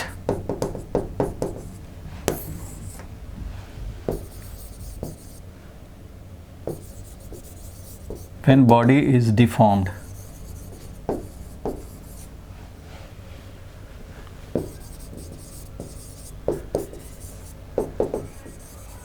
Under the influence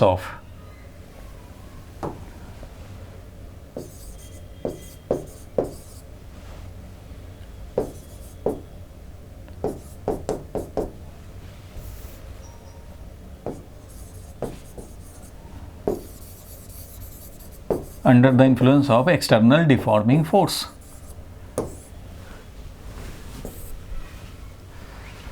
stress जो होता है वो तभी एग्जिस्ट करता है जब बॉडी डिफॉर्म्ड है, और वो भी किसके इन्फ्लुएंस में, कोई एक्सटर्नल डिफॉर्मिंग फोर्स के इन्फ्लुएंस में डिफॉर्म्ड है, तभी स्ट्रेस एग्जिस्ट करेगा, अदरवाइज नहीं करेगा। जब ये डिफॉर्मिंग फोर्स हट गया और रिगेनिंग जितना कराना था ये करा लिया, तब अपना वैल्यू जीरो। बोलो डाउट। स्ट्रेस हमेशा इंटरनल होता है? बिल्कुल इंटरनल ही होगा ना, इंटरनल होगा। अब रमेश को तुमने थप्पड़ मारा तो उसके अंदर से डेवलप होगा ना ये, कि हमें कितनी चाहत है रीगेन करने का, तो हमेशा अंदर से डेवलप होगा। सिंपल सी बात है कि आप जो बाउंड्री पर के मॉलिक्यूल हैं उनमें आपने फोर्स लगाया, वो फोर्स ऐसे, ये फोर्स लगा करके इसको ऐसे डिस्प्लेस कर दिया, इस मॉलिक्यूल को तुमने डिस्प्लेस किया ऐसे, डिस्प्लेस इतना होने के बाद अब जितना तुम फोर्स लगा रहे हो उतना ही इधर से डेवलप्ड हो गया, तो अब फर्दर ये नहीं जाएगा। लेकिन यहाँ से यहाँ तो चला गया ना, यहाँ से यहाँ आ गया ये, तो जो दूसरे मॉलिक्यूल हैं उनसे तो सेपरेशन चेंज हो गया, तो ये इस पर फोर्स लगाएगा। तो ये जो फोर्स लगा रहे हैं या इधर वाले मॉलिक्यूल से हुआ वो भी फोर्स लगा रहे हैं, ये सब मिला करके जो फोर्स बन रहा है वही तो है रिस्टोरिंग फोर्सेस। ये रिस्टोरिंग फोर्स यूनिट एरिया में कितना डेवलप हुआ, यूनिट एरिया में कितना डेवलप हुआ, वही तो स्ट्रेस है। पर यूनिट डिफॉर्म्ड एरिया कितना रिस्टोरिंग फोर्स ओवरऑल डेवलप्ड है। हज़ारों मॉलिक्यूल इफेक्टेड हुए इससे, कुछ मॉलिक्यूल जो शिफ्ट हुए उनसे हज़ारों मॉलिक्यूल के इंटर मॉलिक्यूलर सेपरेशन चेंज हुए, तो वो हज़ारों मॉलिक्यूल मिल करके इसको वापस भेजना चाहेंगे, इन सबको वापस भेजना चाहेंगे जिनका जिनका शिफ्टिंग हुआ था। तो वो जो ओवरऑल फोर्स डेवलप हुआ जिसका पर्पस है रीगेन कराना, वो force restoring force developed per unit deformed area is known as stress. अब देखो इसका थोड़ा, ये तो हम लोग ऐसे समझ गए, इसका मैथमेटिकल या थोड़ा बुक में भी ऐसा मिलता है, इंटरमोलिकुलर सेपरेशन और पोटेंशियल एनर्जी का ये ग्राफ। इंटरमोलिकुलर से ये पोटेंशियल एनर्जी है, दो मॉलिक्यूल के बीच का पोटेंशियल एनर्जी, और इधर एक ग्राफ दिखाया, ये है इंटरमोलिकुलर सेपरेशन। तो देखो पोटेंशियल एनर्जी मिनिमम है, ध्यान देना मिनिमम है पोटेंशियल एनर्जी। ये है वो सेपरेशन जिस सेपरेशन में मॉलिक्यूल्स रहना चाहते हैं।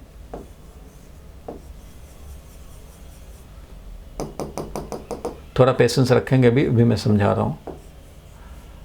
एक मॉलिक्यूल यहाँ फिक्स्ड है, ठीक है, ये अंदर का मॉलिक्यूल, ये सॉलिड है समझो, ये सॉलिड है, अंदर का ये मॉलिक्यूल है, ये मॉलिक्यूल है समझो। ये मॉलिक्यूल में सेपरेशन बिल्कुल नेचुरल लेंथ वाला सेपरेशन है, नेचुरल लेंथ वाला सेपरेशन है मॉलिक्यूल में, समझो कि R0 सेपरेशन है। R0 सेपरेशन वही नेचुरल लेंथ वाला सेपरेशन ये है। तो ये एक दूसरे पे फोर्स नहीं लगाएगा, ठीक है भाई, तुम भी मस्त रहो, मैं भी मस्त रहूँ। और याद होगा कि एक ऐसा हम लोगों ने मैकेनिक्स में भी पढ़ा है कि अगर ये हेमिस्फेरिकल बॉल है, इसमें हम लोग छोटा सा स्फेयर रख दें तो ये ऐसे ऐसे करते करते कहाँ जाएगा, यहाँ पे आकर के रुक जाएगा और यहाँ ये इक्विलिब्रियम बनाएगा। याद होगा normal is equal to mg, net force is equal to 0, और ये इक्विलिब्रियम में है। और इस इक्विलिब्रियम को बोलते थे स्टेबल इक्विलिब्रियम। क्या बोलते थे? Stable equilibrium. अगर इसको तुम थोड़ा सा शिफ्ट कर दो, थोड़ा हाइट इसको उठा दो, फिर छोड़ दो, ये वापस यहीं आ जाएगा। स्टेबल इक्विलिब्रियम मतलब यहाँ से अगर इसको R0 सेपरेशन पे रहना है तो ये R0 पे रहना चाहेगा। इसको अगर थोड़ा सा इधर कर दो, मतलब R0 बढ़ा दो, R का वैल्यू बढ़ा दो, तो जब रिलीज करोगे तो ये वापस यहीं आ जाएगा R0 सेपरेशन पे। अगर तुमने इसको यहाँ से डिस्प्लेस करके यहाँ पहुँचा दिया या यहाँ पहुँचा दिया और तब रिलीज किया तो ये तो सेपरेशन कम हो गया भैया। फिक्स्ड एंड से जितना पे होना चाहिए था सेपरेशन वो कम हो गया। तो ये जब रिलीज करोगे तो ये ऐसे ऐसे करके यहीं आएगा। किस पोजीशन पे आएगा?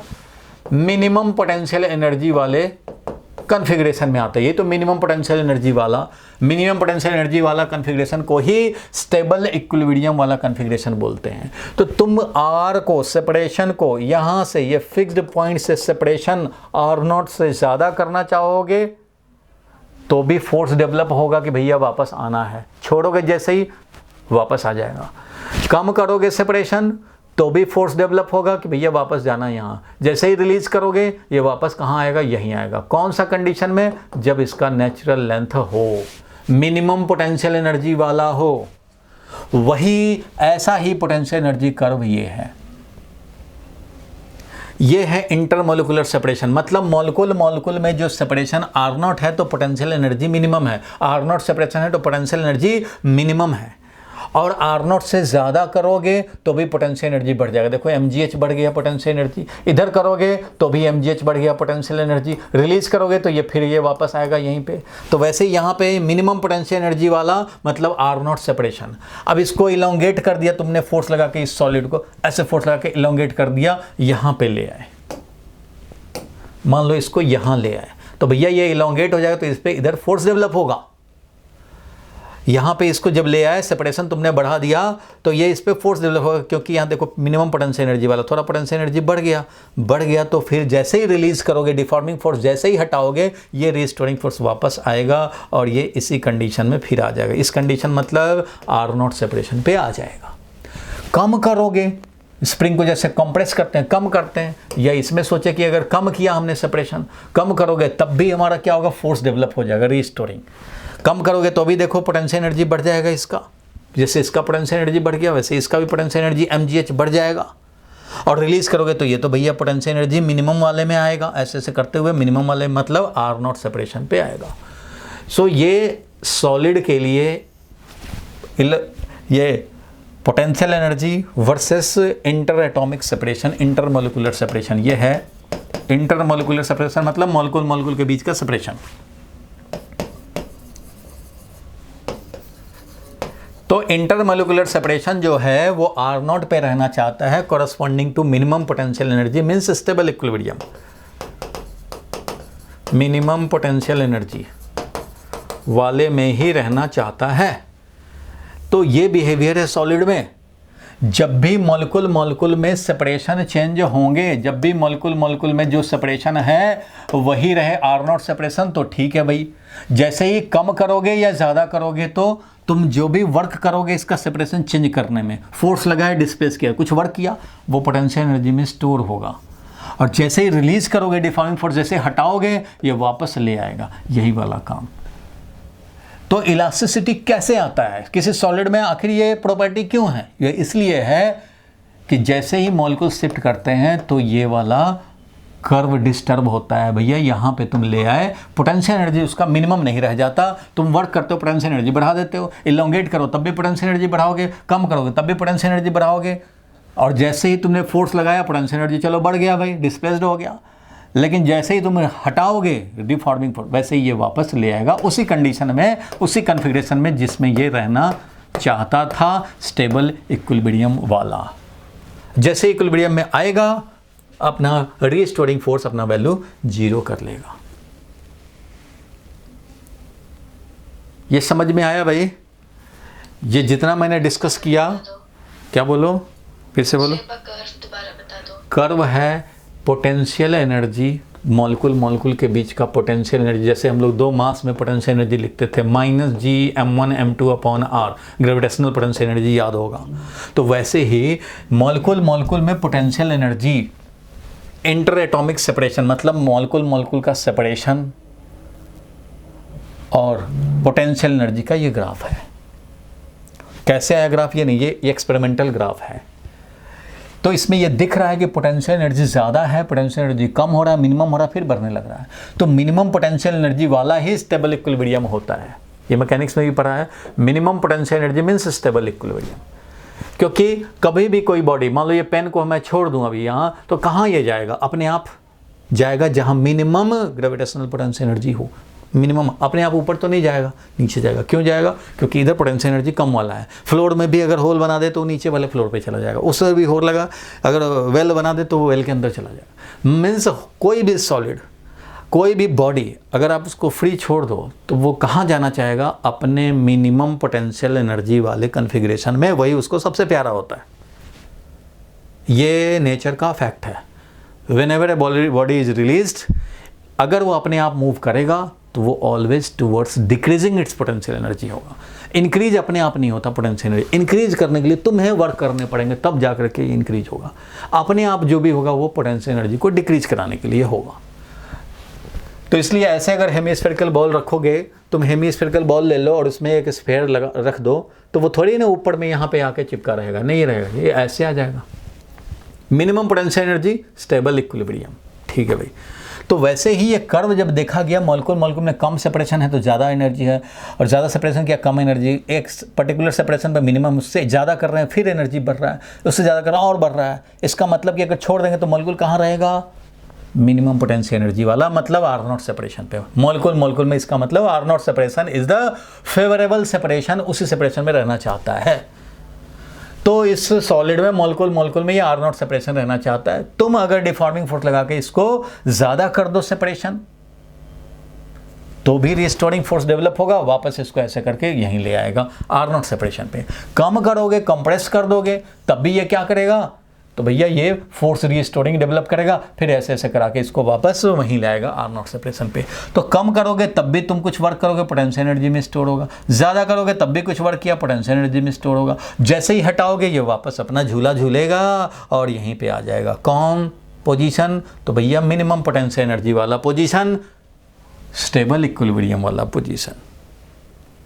तो R0 is the favourable separation, इसी में रहना चाहता है। कम करोगे तो भी तकलीफ है इसे, सॉलिड के हर मॉलिक्यूल्स में से, पेयर ऑफ मॉलिक्यूल्स में तकलीफ है। ज़्यादा करोगे तब भी तकलीफ है, इसलिए अपने नेचुरल लेंथ में रहना चाहता है, अपने ओरिजिनल शेप एंड साइज में रहना चाहता है। कम करोगे तो भी रिस्टोरिंग फोर्स डेवलप होगा, ज़्यादा करोगे तो भी रिस्टोरिंग फोर्स डेवलप होगा। वही restoring force developed per unit area is known as stress.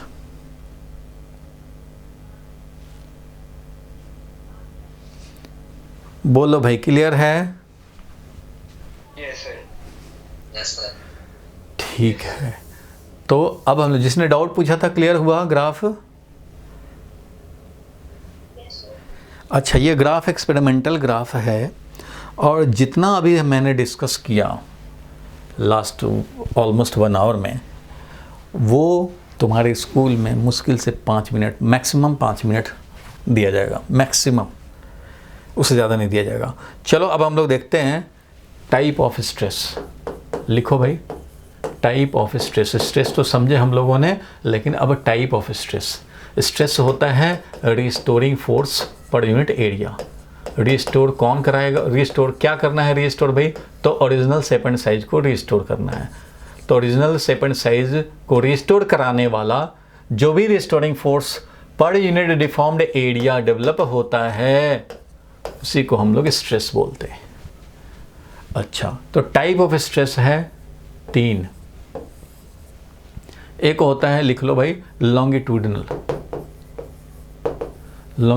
Stress, volume stress and shearing stress. Longitudinal stress क्या है उसको समझा जाए। लॉन्गिट्यूडनल मतलब अलोंग द लेंथ।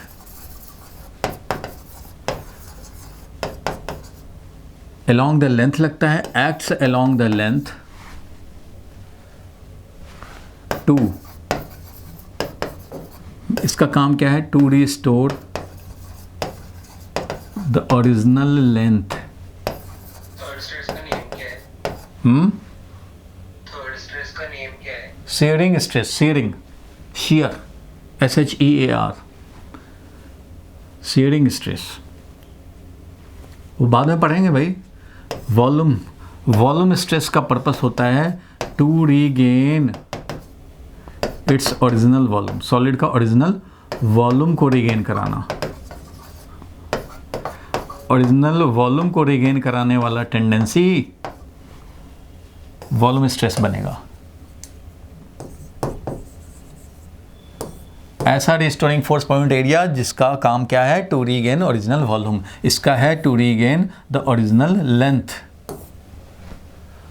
और शियरिंग है, शियरिंग स्ट्रेस जो डेवलप होता है, ये क्या कराता है भाई? तो ये कराता है, इट ट्राइज टू रीगेन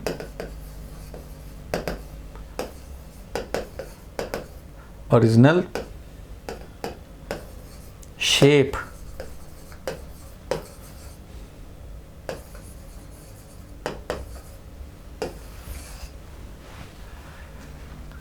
को रीगेन कराने वाला। एक एक करके देखेंगे। अभी तुरंत आप सोचेंगे कि कंक्लूजन मिल जाए, ऐसे नहीं होता। तो स्ट्रेस में पहले लॉन्गिट्यूडनल की बात करें। लॉन्गिट्यूडनल लेंथ को रिस्टोर कराने वाला है। ये अपने आप में 2 टाइप का है। एक है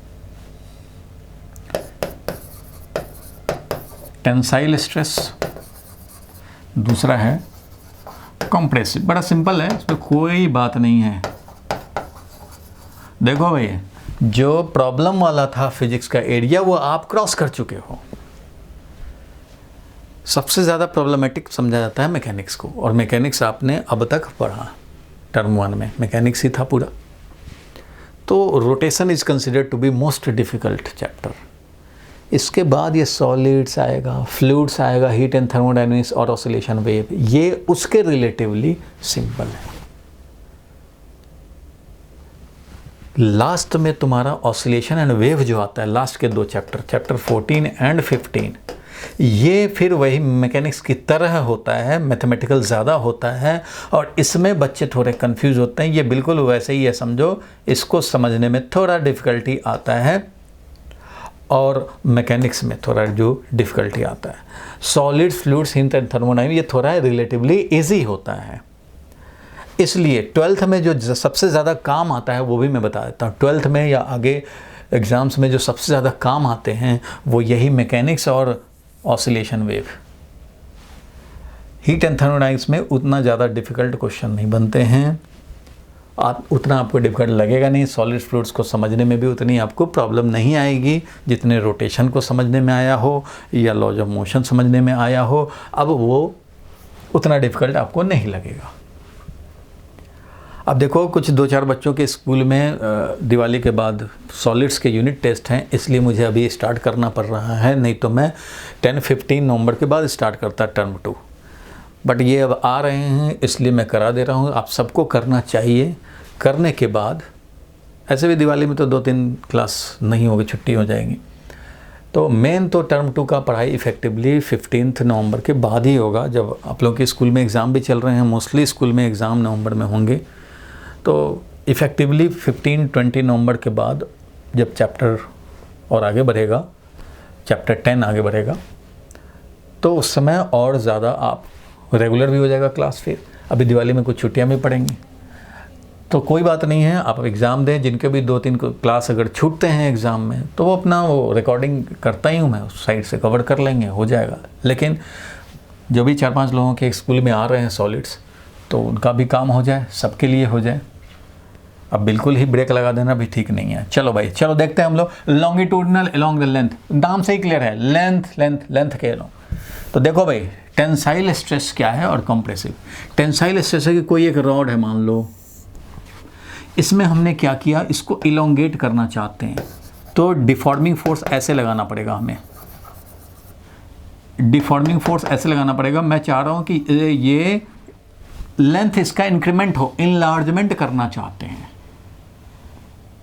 इनलार्जमेंट करना चाहते हैं। मीन्स इसका जो नेचुरल लेंथ था उससे समझो कि हमने x का इंक्रीमेंट कर दिया है। ओरिजिनल लेंथ हमारा यही था, लेकिन इसका इंक्रीमेंट हो गया है। भाई ऐसे फोर्स लगाए, इंक्रीमेंट हो गया, ठीक है भाई।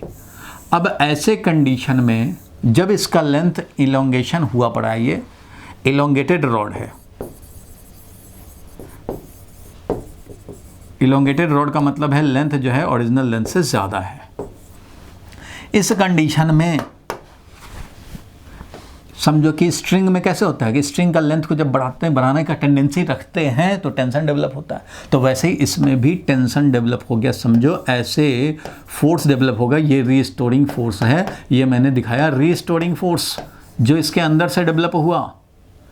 कब? जब ये इलोंगेटेड है, मतलब इसका लेंथ बढ़ा हुआ है, तब ये चाहेगा कि ओरिजिनल लेंथ को वापस लाएं, ओरिजिनल लेंथ को वापस लाएं। इस टेंडेंसी से ये डेवलप हुआ है, इसको बोलेंगे टेंसाइल स्ट्रेस फोर्स। ये जो फोर्स डेवलप हुआ है पर unit area, cross sectional area अगर ए है तो this force per unit area, ये फोर्स पर यूनिट एरिया, ये हमारा होगा टेंसाइल स्ट्रेस। ऑब्वियसली ये लेंथ के अलोंग ही काम कर रहा है, रॉड के लेंथ के अलोंग ही काम कर रहा है, बट ये कब काम कर रहा है? जब ये इलोंगेटेड है और ये वापस लाना चाह रहा है इलोंगेटेड रॉड में, तो इसको बोलते हैं टेंसाइल स्ट्रेस।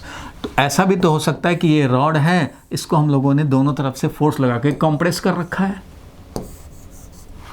कंप्रेस कर रखा है। अगर ऐसे हमने फोर्स लगाए, ऐसे फोर्स लगाए, तो ये कंप्रेस कर रखा है। इसका जो लेंथ है, ओरिजिनल लेंथ इसका ज़्यादा था, ओरिजिनल लेंथ समझो कि ये था, और इसका अब लेंथ है L0 माइनस एक्स, और ये वाला था L0। तो भैया इस L0 को रिगेन करने के लिए इधर से फोर्स डेवलप होगा अंदर से, क्योंकि तुमने तो कंप्रेस कर रखा है, दोनों तरफ से ऐसे फोर्स लगाया, जैसे कॉस्को बॉल को लगाया था, ऐसे फोर्स लगाया था। तो ये अब वापस आना चाहता है भाई, ये रिस्टोरिंग फोर्स अंदर से डेवलप होगा, ये अंदर से रिस्टोरिंग फोर्स डेवलप हो रहा है। और ये था डिफॉर्मिंग फोर्स, इधर वाला डिफॉर्मिंग फोर्स है जो इसको कंप्रेस करना चाहता है, कंप्रेसिंग फोर्स ऐसा बोल सकते हैं। कंप्रेस कराने वाला फोर्स है कंप्रेसिंग फोर्स। ये जो कंप्रेस कराने वाला फोर्स है, तो ये अंदर में रीस्टोरिंग फोर्स डेवलप हुआ। ये जो रीस्टोरिंग फोर्स हुआ पर यूनिट एरिया, इसको बोलेंगे हम लोग कंप्रेसिव स्ट्रेस, जो कंप्रेस्ड होने के कंडीशन में हुआ है। मतलब यहाँ पे जो लेंथ होगा, फाइनल लेंथ जो है यहाँ पे, वो लेस देन ओरिजिनल लेंथ है। ऐसे कंडीशन में फाइनल लेंथ जो ये है हमारा L डैश, वो लेस देन ओरिजिनल लेंथ है। तो ऐसा रिस्टोरिंग फोर्स जो कि ऑब्वियसली आउटवर्ड लगेगा, बट ये भी अलोंग द लेंथ होगा, ये भी अलोंग द लेंथ है, ये भी अलोंग द लेंथ है। ये इलोंगेटेड वाले में है इसलिए टेंसाइल स्ट्रेस, और ये कंप्रेस्ड वाले में है इसलिए इसका नाम हम लोग कंप्रेसिव, कंप्रेशन वाले कंडीशन में इसमें डेवलप हुआ है, तो इसको बोल रहे हैं कंप्रेसिव स्ट्रेस। दोनों का पर्पस है to regain the original shape and size. दोनों का टेंडेंसी है to regain the original length. Length को रिगेन कराने वाला, इसलिए लॉन्गिट्यूडनल नाम हुआ। लेंथ को रिगेन कराने के लिए अगर लेंथ बढ़ा हुआ है तो वापस लाना, ये हमारा हो जाएगा टेंसाइल स्ट्रेस, और अगर लेंथ कम है तो वापस लाने वाला कंप्रेसिव स्ट्रेस। तो यहाँ ये इंडिकेट कर दिया, इसका मतलब ये है यहाँ पे ओरिजिनल लेंथ जो है वो हमारा क्या हो गया है, तो लार्जर हो गया है, और लेंथ जो है ओरिजिनल से लार्जर हो गया है, तो टेंसाइल स्ट्रेस, ये कंप्रेसिव स्ट्रेस। बोलो भाई, क्लियर है यहाँ तक? Yes sir, yes sir. तो इसको नोट कर लिया जाए या स्क्रीनशॉट लेना हो स्क्रीनशॉट ले लो।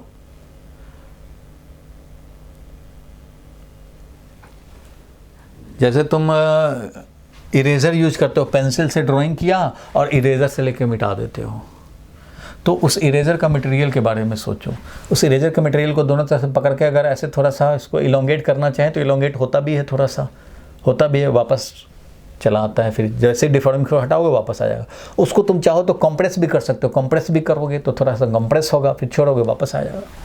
तो कंप्रेसिव स्ट्रेस हो या टेंसाइल स्ट्रेस हो, दोनों अलोंग द लेंथ है, लॉन्गिट्यूडनल बोला। चलो भाई, अब वॉल्यूम स्ट्रेस की बात करें। अब हम लोग बात करते हैं वॉल्यूम स्ट्रेस की। चलो भाई, इसके बारे में हम लोग थोड़ा ऊपर देखते हैं, इधर स्पेस है। तो वॉल्यूम स्ट्रेस लिखो टॉपिक भाई। वॉल्यूम नाम से ही ये क्लियर है, इसका टेंडेंसी है, मैंने लिख भी दिया था, इसका tendency to regain original volume. ये कैसे भाई? तो इसको समझने के लिए ये समझो, वाटर है, समझो वाटर सरफेस, वाटर है इधर, इधर एयर है, एयर है, इधर वाटर है, समझो लेक है या स्विमिंग पूल है।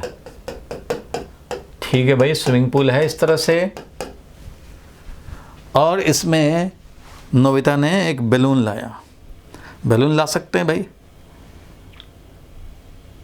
आप डायग्राम बना लो, बीच बीच में मैं अटेंडेंस ले लेता हूँ। ठीक है, चलो देखो, एक बैलून लिया हमने और बैलून को हमने एयर में फिल करके, ये समझो बैलून है। ठीक है भाई, इस बैलून को जब हम लोग वाटर में डिप कर दें तो तुम्हें क्या लगता है, इसका वॉल्यूम उतना ही रहेगा या कम हो जाएगा या ज़्यादा हो जाएगा? एयर में जो भी इसका वॉल्यूम है इस बैलून का, क्या ये इसके अंदर डिप कर दें तो इसका वॉल्यूम उतना ही रहेगा या उससे कम हो जाएगा या उससे ज़्यादा हो जाएगा? कम हो जाएगा, कम हो जाएगा, कम हो जाएगा। कम हो जाएगा कि ज़्यादा हो जाएगा? सोच समझ के बताना भाई।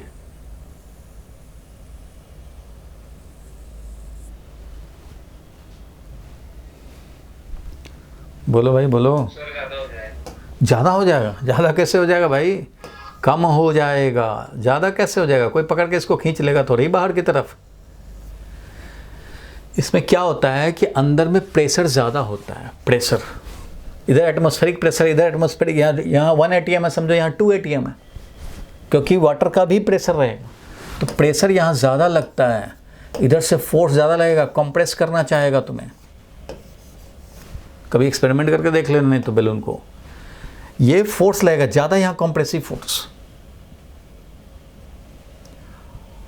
यहाँ पे फोर्स ज़्यादा लगेगा। जितना ज़्यादा और नीचे और डेप्थ में जाओगे और ज़्यादा प्रेशर बढ़ जाएगा।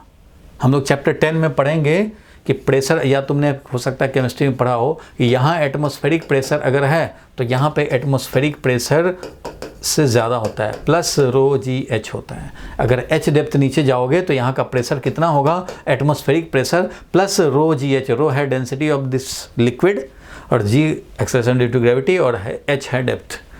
जितना डेप्थ में जाओगे प्रेशर बढ़ता जाएगा। यहाँ 1 ATM है, सी में अगर और नीचे चलते जाओ यहाँ पे 10 ATM, 20 ATM, 30 ATM तक हो जाता है। बहुत नीचे जाओगे तो जो टाइटैनिक या जो शिप्स बने होते हैं, बड़े बड़े शिप, उनमें उनको डैमेज होने का चांस ज़्यादा डेप्थ में होता है, क्योंकि ज़्यादा डेप्थ में प्रेशर बहुत ज़्यादा होता है। तो जैसे ही तुम लिक्विड में डालोगे इसको प्रेशर बढ़ेगा, और प्रेशर बढ़ेगा तो इसका वॉल्यूम को कम कर देगा, भले स्लाइटली कम करे लेकिन कम करेगा, तो इसका वॉल्यूम हाई प्रेशर से कम होगा। तुम खुद सोचो, ये एयर है, एयर में जो भी फोर्स लगेंगे यहाँ पे छोटे छोटे फोर्स लगेंगे ऐसे। इसको ज़्यादा फोर्स लगाएंगे तो वॉल्यूम कम होगा ना, ज़्यादा फोर्स लगाएंगे तो वॉल्यूम कम होगा, चारों तरफ से फोर्स लगेंगे, वॉल्यूम कम हो जाएगा। इसको और वैक्यूम में ले जाओगे ना तो इसका थोड़ा सा वॉल्यूम बढ़ जाएगा, क्योंकि तुम सोचो कि यहाँ से एयर हटा लें, वैक्यूम में कर दें, तो अंदर वाला एयर एक्सपैंड होना चाहेगा, एक्सपैंड होना चाहेगा तो ये फोर्स लगाएगा और ये वॉल्यूम बढ़ा देगा। बाहर अगर वैक्यूम हो जाए तो इधर से जो फोर्स लग रहे थे वो भी बंद हो जाएंगे, तो ये वाला अंदर वाला जो अपना वॉल्यूम बढ़ाना चाहेगा भाई, एक्सपैंड होना चाहेगा, तो फोर्स लगा के वॉल्यूम थोड़ा बढ़ा देगा। तो इसलिए ज़्यादा प्रेशर वाले में ले जाओ, यहाँ पे ज़्यादा प्रेशर वाला, तो फोर्स ज़्यादा ये लगेगा, इसको कम कर देगा। तो अब ग्रीन वाला वॉल्यूम हो जाएगा, छोटा वॉल्यूम हो जाएगा, पहले वाइट वाला था, अब ग्रीन वाला हो जाएगा, थोड़ा वॉल्यूम डिक्रीज हो जाएगा। यहाँ वॉल्यूम V0 था तो यहाँ पे volume V0 minus delta V होगा, ठीक है। यहाँ का वॉल्यूम हो गया V0 माइनस डेल्टा V, यहाँ पे है V0 original volume. Original volume जो एयर में है उसी को मान लो हमने ओरिजिनल वॉल्यूम समझ रहे हैं। तो यहाँ आके वॉल्यूम थोड़ा सा डिक्रीज हो गया, ठीक है भाई। डिक्रीज हो गया तो अंदर से अब होगा फोर्स डेवलप। अब ये चाहेगा भाई, ये अंदर से भी फोर्स, क्योंकि अंदर के एयर को तुमने वॉल्यूम कम कर दिया, तो तुमने तो पढ़ा है गैस लॉ केमिस्ट्री में कि पहले इसके पास जो भी वॉल्यूम था, मान लो 4 मीटर क्यूब था वॉल्यूम, अब ये वॉल्यूम कम हो गया, तो वॉल्यूम कम होगा तो प्रेशर बढ़ जाएगा यहाँ पे भी। तो ये अब ज़्यादा फोर्स लगाएगा, ऐसे करके ये फोर्स लगाएगा आउटवर्ड कि भैया मेरा वॉल्यूम क्यों कम कर रहे हो, तुम तो कल होके इतनी छोटे से वॉल्यूम दे दोगे, हम सारे गैस मॉलिक्यूल को इतने छोटे से वॉल्यूम में रहने पड़ेंगे, मुझे अपना वॉल्यूम वापस दे दो भाई, मुझे अपना वॉल्यूम वापस दे दो। ये वॉल्यूम रिगेन कराने के लिए ये सारे फोर्स डेवलप हो जाएंगे। ये इनका टेंडेंसी होगा कि हमारा वॉल्यूम ओरिजिनल मिल जाए, जो 4 क्यूबिक मीटर था वो 4 क्यूबिक मीटर हो जाए। यहाँ तो 3 क्यूबिक मीटर में हमें कॉम्प्रेस कर दिया, तो ये चाहेगा वापस आए, ओरिजिनल को रीगेन करें। लेकिन ये कॉम्प्रेस, ये फोर्स जो लगा रखा है, इसको फोर्स लगा रखा है, इसका वॉल्यूम कम किया हुआ है, तो ये है डिफॉर्मिंग फोर्स। इसको क्या बोलेंगे भाई, तो इसको बोलेंगे यहाँ पे डिफॉर्मिंग फोर्स। यही तो हमारा डिफॉर्म कर रहा है, यही तो वॉल्यूम में चेंज लाया है, इसलिए ये समझो डिफॉर्मिंग फोर्स है ग्रीन वाला। और ये अंदर से जो पिंक वाला डेवलप हुआ, ये फोर्स चाहेगा कि वापस ओरिजिनल वॉल्यूम में लाएं। तो जब ये लिक्विड के बैलून को हम लोग उठा के वापस ले आए यहाँ, लिक्विड जो कंप्रेस्ड कंडीशन में है, डिफॉर्म्ड कंडीशन में है, इस बैलून को जब एयर में ले आएंगे तो फिर से इसका ओरिजिनल वॉल्यूम रीगेन हो जाएगा, फिर से इसका ओरिजिनल वॉल्यूम आ जाएगा। इधर से इधर ले जाएंगे तो वॉल्यूम में डिक्रीमेंट,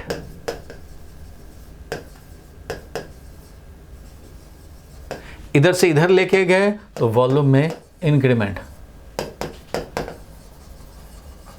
वॉल्यूम इंक्रीमेंट हो जाएगा टू रीगेन। ऐसा क्यों हो रहा है भाई, to regain the original volume, original volume को रीगेन करने के लिए। खैर, तो ये जो फोर्स पिंक वाला डेवलप हुआ था, ये पिंक बोल रहा हूँ या पर्पल कलर जो भी डेवलप हो रहा है, जो कि इसका वॉल्यूम को रीगेन कराया, जो इसका ओरिजिनल वॉल्यूम को रीगेन कराया। तो ये जो वॉल्यूम रीगेन कराने वाला अंदर से फोर्स डेवलप हुआ है, वो पर यूनिट एरिया, इतने एरिया में ना ये डेवलप हुआ, 10 न्यूटन, 2 न्यूटन इधर, 2 न्यूटन इधर, 2 न्यूटन इधर, 2 न्यूटन इधर, ऐसे तो ओवरऑल 10 न्यूटन डेवलप हुआ इतने एरिया में। तो फोर्स पर यूनिट एरिया मतलब यहाँ पे हो गया रीस्टोरिंग फोर्स, वही per unit deformed area, per unit deformed area, formula वही रहना है, restoring force per unit deformed area. लेकिन वो कौन सा restoring force, which tries to regain volume, volume को जो रीगेन कराना चाहे इसको बोलेंगे वॉल्यूम स्ट्रेस। पर्पस क्या है उसी के हिसाब से नाम है। ऐसा स्ट्रेस, ऐसा restoring force per unit area जिसका टेंडेंसी वॉल्यूम रीगेन कराना हो, वो वॉल्यूम स्ट्रेस है। ऐसा रीगेनिंग टेंडेंसी, ऐसा restoring force per unit area जिसका पर्पस था लेंथ को रीगेन कराना, तो वो लॉन्गिट्यूडनल, लेंथ को जो रीगेन कराने वाला हो लॉन्गिट्यूडनल, जो वॉल्यूम को रीगेन कराने वाला। तो पहले भाई हमने क्या किया, डिफॉर्म कराया, वाटर में डिप किया, डिफॉर्म्ड हुआ। अब वाटर में डिफॉर्म्ड कंडीशन से जैसे ही यहाँ ले जाएंगे तो ये डिफॉर्मिंग फोर्स हट गया, जो एक्स्ट्रा जो फोर्स लग रहा था वाटर में आने से, जो एक्स्ट्रा फोर्स लगा वो तो हट गया, यहाँ डिफॉर्मिंग फोर्स हट गया, तो रिस्टोरिंग फोर्स एक्शन में आया और इसको रीगेन करा दिया। तो वो रीगेनिंग फोर्स जिसका वॉल्यूम रिस्टोर कराना टेंडेंसी था, वो per unit area is known as volume stress. नाम से ही क्लियर है, ऐसा स्ट्रेस जो वॉल्यूम को रिस्टोर कराए। क्लियर है यहां तक? Yes sir, yes sir. ठीक है भाई, वॉल्यूम स्ट्रेस क्लियर हो गया। अब हम लोगों को देखने हैं शियरिंग स्ट्रेस, ये लास्ट जो होगा, और आज का क्लास का टाइम भी खत्म हो जाएगा फिर, तो ये 5 मिनट और लगेगा। शियरिंग स्ट्रेस समझते हैं? ठीक है भाई, तो इसको आप समझ गए, जिसको स्क्रीनशॉट लेना हो स्क्रीनशॉट ले लिया होगा। आगे बढ़ते हैं हम लोग, शियरिंग स्ट्रेस में चलते हैं। तो लिखो टॉपिक भाई,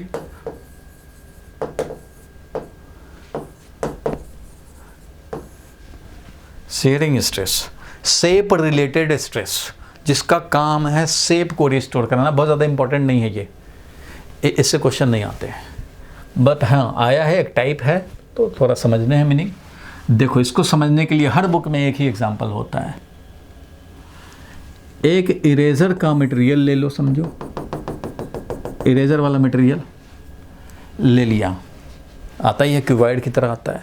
इरेजर वाला मटेरियल ले लिया और उसको एक फेस पे हमने फेविक्विक लगा दिया, या हाँ फेविक्विक लगा कर उसको हमने बेंच पे या टेबल पे चिपका दिया।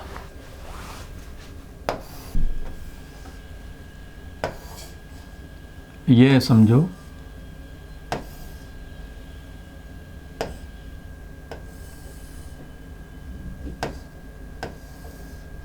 ये था इरेजर का मटेरियल, ऐसे है।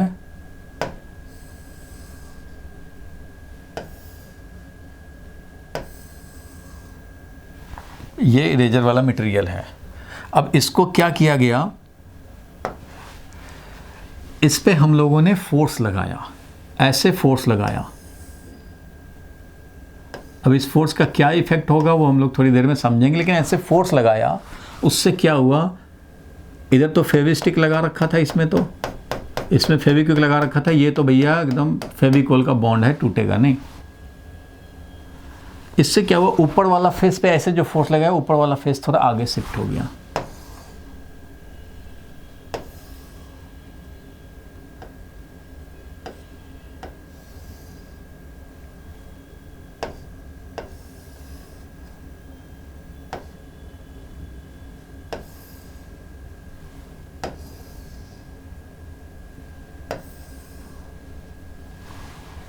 देखो हुआ क्या।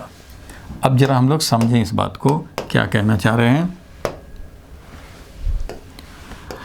देखो, ये जो फोर्स लगाया हमने, इरेजर का मटेरियल लिया था, मैंने बताया अभी कि इरेजर का मटेरियल लिया। इरेजर के मटेरियल का जो टॉप सरफेस है, टॉप फेस, बॉटम वाला फेस तो हमने इसको बिल्कुल फिक्स कर दिया, वेल्डिंग कर दिया, समझो इसमें वेल्डिंग हो गया, वो मूव नहीं कर सकता, वेल्डेड कर दिया इसको। ऊपर का जो टॉप सरफेस है, इस पर समझो एक टीन होता है ना, टीन या शीट, एल्युमिनियम का शीट, बहुत पतला शीट है, एक थिन शीट इस पे हम लोगों ने समझो चिपका दिया। और इस शीट में, मेटेलिक शीट है ये, मेटेलिक शीट इसके ऊपर चिपकाया, और इसमें एक समझो एक हुक है ऐसे, इस पे हमने पकड़ के फोर्स लगाया।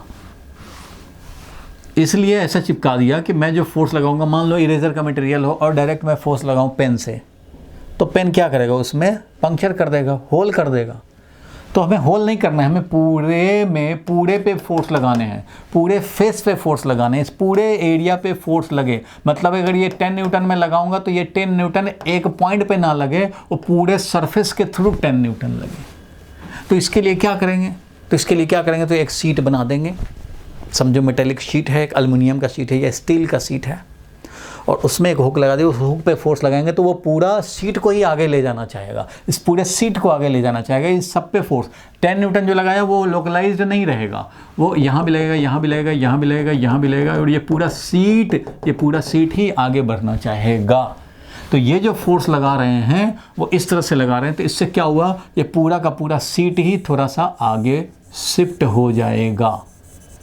तो ये पूरा सीट जो पहले ब्लू वाला था वो आगे, यहाँ पे सीट आगे बढ़ गया। आगे बढ़ गया तो ये अब सीट ऐसे कंडीशन में पहुंच चुका है, ऐसे कंडीशन में पहुंच गया। तो अब जरा समझो, इस फोर्स के दो कंपोनेंट हम लोग समझते हैं, ध्यान देना। एक ये नॉर्मल कंपोनेंट, दूसरा ये वाला है वो है टेंजेंशियल कंपोनेंट। ये जो टेंजेंशियल वाला पार्ट था इस फोर्स का, जो टेंजेंशियल वाला पार्ट था उसने ही इस सीट को आगे बढ़ाया। नॉर्मल वाला पार्ट से, नॉर्मल कंपोनेंट से थोड़ी सीट आगे बढ़ेगा, नहीं बढ़ेगा। ऐसे फोर्स लगाने से थोड़ी सीट आगे बढ़ेगा, उधर राइटवर्ड जाएगा, नहीं जाएगा। इसका जो इधर वाला कंपोनेंट है इसी से ये राइटवर्ड बढ़ा, और ये राइटवर्ड बढ़ा तो इसका शेप चेंज हो गया। इसका शेप जो पहले ऐसे था वो अब शेप ऐसे हो गया। क्यों हो गया? क्योंकि ऊपर वाला सीट आगे बढ़ गया। तो ध्यान से समझना, जब भी हम लोग ऐसा फोर्स लगाया जिसका एक कंपोनेंट इसके शेप को चेंज कर रहा है, तो ये शेप को चेंज कर रहा है मीन्स ये ऊपर के फेस को आगे बढ़ा दिया। अब आगे बढ़ा दिया तो और आगे क्यों नहीं बढ़ा दिया भाई? क्यों रुक गए तुम? ये जो 2 सेंटीमीटर शिफ्ट हुआ, 2 सेंटीमीटर पे क्यों रुक गए? क्योंकि तुम्हारा ये वाला जो कंपोनेंट था, मान लो 20 न्यूटन था, तो इधर से भी एक फोर्स डेवलप होता है। वो भी समझो कि पहले थोड़ा शिफ्ट हुआ तो छोटा सा फोर्स डेवलप हुआ, थोड़ा और शिफ्ट हुआ आगे, ऊपर वाला फेस और आगे बढ़ा तो इधर से फोर्स और लार्ज हो गया 10 न्यूटन।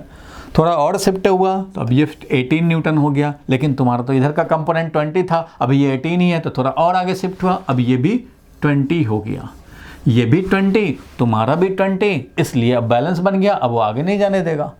अब वही 20 के बदले में तुम फोर्स का वैल्यू अपना और बढ़ा देते कि अब ये 30 हो जाए तो थोड़ा और आगे बढ़ता। जब ये 30 हो जाता तब जाके इक्विलिब्रियम बनता। मीन्स जितना तुम्हारा टेंजेंशियल है ये फोर्स, उतना ये भी टेंजेंशियल डेवलप कर देगा, और तब ये फर्दर शेप में चेंज रुक जाएगा। तो ये जहाँ भी रुक गया उस समय ये जो फोर्स डेवलप्ड है यही रीस्टोरिंग है। इसका पर्पस क्या होगा? अगर मैं इस इरेजर वाला मटेरियल पे जो शीट लगा के इसका शेप चेंज कर दिया, ये जब फोर्स हटाएंगे तो ये वापस आ जाएगा, वापस ये वैसे ही आ जाएगा। वापस कौन लाएगा? ये लाएगा। तो ये है restoring force. This tangential force is restoring force. ये है रीस्टोरिंग फोर्स। और ये क्या था? Deforming force. डिफॉर्मिंग फोर्स का भी एक कंपोनेंट है, ये है मेन शेप में चेंज करने वाला डिफॉर्मिंग फोर्स। ये तो नेट डिफॉर्मिंग फोर्स है जिसमें कि ये नॉर्मल है। ये है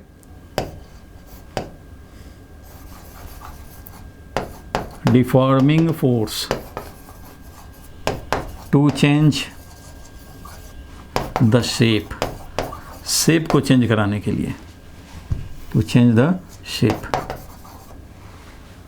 शेप को चेंज कराने वाला ये है, और ये शेप को रीस्टोर कराने वाला ये है फोर्स। यही जो रीस्टोरिंग फोर्स है जो कि पूरा ऊपर का टॉप फेस आगे जाने से ये डेवलप हुआ है। तो ये एक जगह एक पॉइंट पे नहीं डेवलप्ड है, पूरे टॉप एरिया में ओवरऑल डेवलप्ड फोर्स है ये FT, टेंजेंशियल फोर्स। तो ये जो टेंजेंशियल फोर्स डेवलप हुआ ये वाला, ये पर यूनिट एरिया, टॉप एरिया मान लो A है, टॉप एरिया जो है वो A है, तो A एरिया में ये FT डेवलप हुआ है। इसका पर्पस क्या है? शेप को रीगेन कराना, टू रीगेन ओरिजिनल शेप। तो ये है तुम्हारा शियरिंग स्ट्रेस।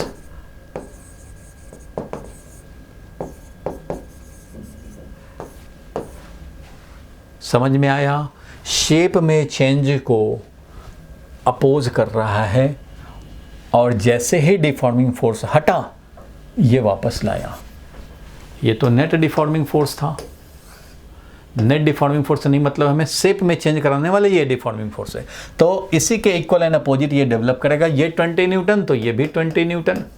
ये जैसे ही हटाओगे डिफॉर्मिंग फोर्स तो ये वापस इरेजर वाला मटेरियल को ले आएगा। तो ये शेप रिलेटेड है, इसका पर्पस है टू रीगेन द शेप।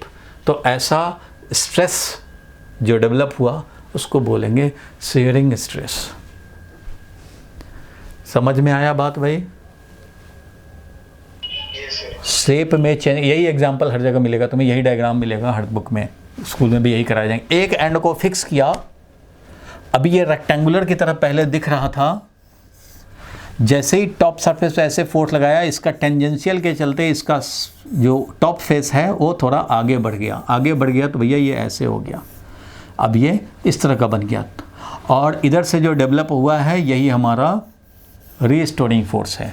ये रीस्टोरिंग फोर्स जो शेप को चेंज करना जो हुआ है उसको रिगेन करना चाहता है, वापस लाना चाहता है। तो यही restoring force per unit area will be known as shearing stress. बोलो भाई, क्लियर है यहां तक? Yes, sir. तो हम लोगों ने देखा भाई सबसे पहले कि क्या क्या पढ़ना था। तो meaning of solid and elasticity ये देखा हम लोगों ने, किस तरह से फोर्स डेवलप होते हैं, रीगेनिंग टेंडेंसी रहता है, कम रहे ज़्यादा रहे, लेकिन होता है कुछ ना कुछ। बिल्कुल नहीं होगा तो प्लास्टिक बॉडी हो जाएगा, लेकिन हम लोगों को प्लास्टिक बस डेफिनेशन में देख लिए, when there is no regaining tendency at all then the solid is plastic. तो बस ये मीनिंग ही समझना है। मेन तुम्हें पढ़ना है सब इलास्टिसिटी पढ़ना है। तो स्ट्रेस देखा हम लोगों ने कि स्ट्रेस क्या हुआ भाई, तो रीस्टोरिंग फोर्स डेवलप पर यूनिट एरिया, और इसके 3 टाइप हो गए। वैसे ही 3 टाइप के स्ट्रेन भी बनेंगे, अगली क्लास में देखेंगे हम लोग। तो हम लोगों ने देखा भाई मीनिंग वाइज देखा कि बिल्कुल स्प्रिंग से सारे मॉलिक्यूल को अगर समझें तो वैसा ही सॉलिड होता है। जब भी सॉलिड में हम लोग डिफॉर्म करेंगे यानी मॉलिक्यूलर का डिस्प्लेसमेंट करेंगे, तो मॉलिक्यूल जब डिस्प्लेस्ड होगा तो उस कंडीशन में बाकी जो इफेक्टेड मॉलिक्यूल्स हैं वो एक फोर्स डेवलप करेंगे, रीस्टोरिंग फोर्स। ये चाहेगा कि वापस ले आएं, ओरिजिनल शेप एंड साइज को क्या करें, वापस ले आएं, ऐसा फोर्स डेवलप होता है, इंटरमोलिकुलर फोर्स डेवलप होता है। Elasticity arises due to intermolecular force developed whenever there is some deformation. जब भी डिफॉर्मेशन होगा तो इंटरमोलिकुलर फोर्स डेवलप होगा, जो कि हर मॉलिक्यूल को अपने अपने ओरिजिनल पोजीशन पे ले जाना चाहेगा। इसलिए रीस्टोरिंग फोर्स डेवलप हुआ, चाहे इलोंगेट करो या कंप्रेस करो। और हम लोगों ने देखा भाई कि 3 टाइप के स्ट्रेस होते हैं, 3 टाइप के स्ट्रेन भी होंगे, आगे पढ़ेंगे। लेकिन स्ट्रेस में सबसे पहले देखा हम लोगों ने कि 2 टाइप के लॉन्गिट्यूडनल स्ट्रेस हैं।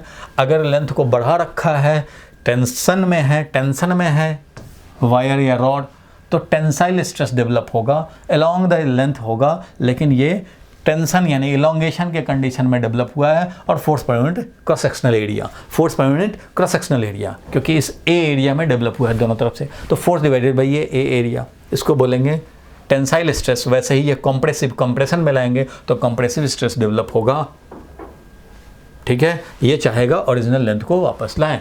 और वॉल्यूम के लिए हम लोगों ने देखा भाई कि जब भी हम लोग एक्स्ट्रा फोर्स लगा करके वॉल्यूम को चेंज कराएं तो वापस जब लाएंगे उसी कंडीशन में तो रिगेनिंग भी होगा वॉल्यूम का। और रिगेन कराने वाला फोर्स जो इसके अंदर से डेवलप हुआ है, वो रिगेन कराने वाला restoring force per unit deformed area will be known as volume stress. ये देखा हम लोगों ने। और शेप रिलेटेड स्ट्रेस डेवलप होता है restoring force per unit area, affected area जो स्लाइड किया है। तो ये इसका पर्पस होता है to regain the original shape. तो शेप रिलेटेड है, इसलिए इसका नाम शियरिंग स्ट्रेस है। ठीक है, आप सारे लोग टर्म 1 के सारे चैप्टर्स को रिवाइज करते रहें, कभी कभी वीडियो चला दें वो 1 क्लास 1 चैप्टर वाला, और उसको आप रिवाइज करते रहें ताकि वो माइंड में फ्लोट करता रहे। बाकी जो भी करा रहे हैं, जिनके स्कूल में एग्ज़ाम आ रहे हों, वो बिल्कुल साथ साथ करते रहें। और बाकी लोग भी कम से कम क्लास अटेंड करें और थोड़ा बहुत होमवर्क करें। तो अभी तो होमवर्क मैं दूंगा नहीं इसका जब तक इसका हुक्स लॉ नहीं होता। ठीक है, तो इसमें वॉल्यूम को इंक्रीज करें तब जो रिस्टोरिंग फोर्स लगेगा वो भी वॉल्यूम स्ट्रेस ही होगा। इंक्रीज कहाँ कर रहे हैं? ये पहले ओरिजिनल था, जो एयर में है वही ओरिजिनल समझते हैं हम लोग एयर में। तो ये ओरिजिनल है, हमने जब इसको इनसाइड वाटर किया तो इसमें समझो डिफॉर्मिंग फोर्स लग गया है, और ये इसको डिफॉर्म किया, इसका वॉल्यूम में डिक्रीमेंट लाया, तो ये हो गया डिफॉर्म्ड बॉडी, डिफॉर्म्ड बैलून हो गया। अब जब इसको हटाएंगे, डिफॉर्मिंग फोर्स कैसे हटाएं? अब तो भैया वापस ले जाओ, लिक्विड में रख के तो हटा नहीं सकते, तो वापस ले आए एयर में। एयर में जब लाएंगे तो ये जो एक्स्ट्रा फोर्स जो लग रहा था लिक्विड के चलते, वो एक्स्ट्रा फोर्स लगना बंद हो जाएगा। मीन्स डिफॉर्मिंग फोर्स हटा लिया, तो अंदर से जो एयर है, अंदर में जो हमारा गैस जो भी बैलून के अंदर है, उधर से फोर्स डेवलप करेगा। और जो भी डिक्रीज था, मान लो 4 क्यूबिक मीटर था यहाँ पे 4 क्यूबिक मीटर था, यहाँ पे 3 क्यूबिक मीटर तुम ले आए, फिर ये वापस 4 क्यूबिक मीटर कैसे आ गया? तो भाई अंदर से डेवलप हुआ, इसने रीगेन कराया, तो ये रीगेनिंग फोर्स, ये जो अंदर से डेवलप हुआ है वो regaining force per unit area will B volume stress, जिसका टेंडेंसी है वॉल्यूम जो हमारा ओरिजिनल था उसको रीगेन कराना। जैसे ये रीगेन हुआ अब उसका टेंडेंसी ख़त्म हो गया, अब इधर से नेट जीरो है, अब कोई रिस्टोर हो चुका है। तो भैया रिस्टोर जब हो चुका, ओरिजिनल वॉल्यूम आ चुका, तो समझो कि रीगेन कराने वाला जो एक्स्ट्रा फोर्स डेवलप्ड है वो अपना जीरो कर लिया वैल्यू। जब भी रीगेनिंग का काम खत्म तो रिस्टोरिंग फोर्स अपना वैल्यू जीरो।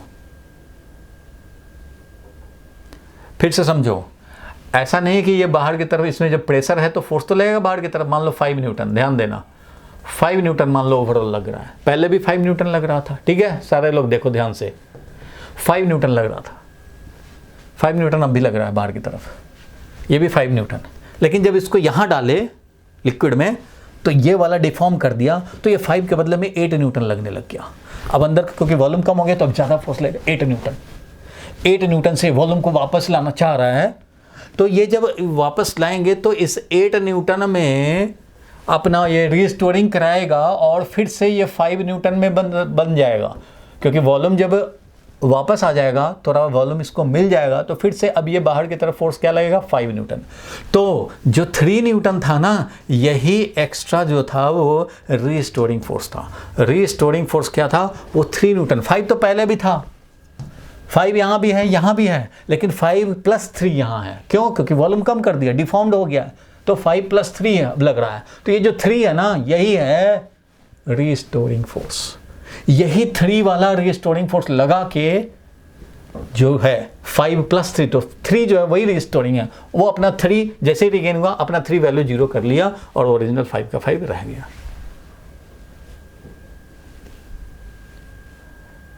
तो इस पे हम लोग बात करेंगे जब नेक्स्ट क्लास में स्ट्रेन की बात करेंगे, तो उस समय ये वैल्यू भी हम लोग कैलकुलेट करेंगे। अभी मैं बोलूँगा तो आप समझ नहीं पाओगे। नेक्स्ट क्लास के लिए है कि वॉल्यूम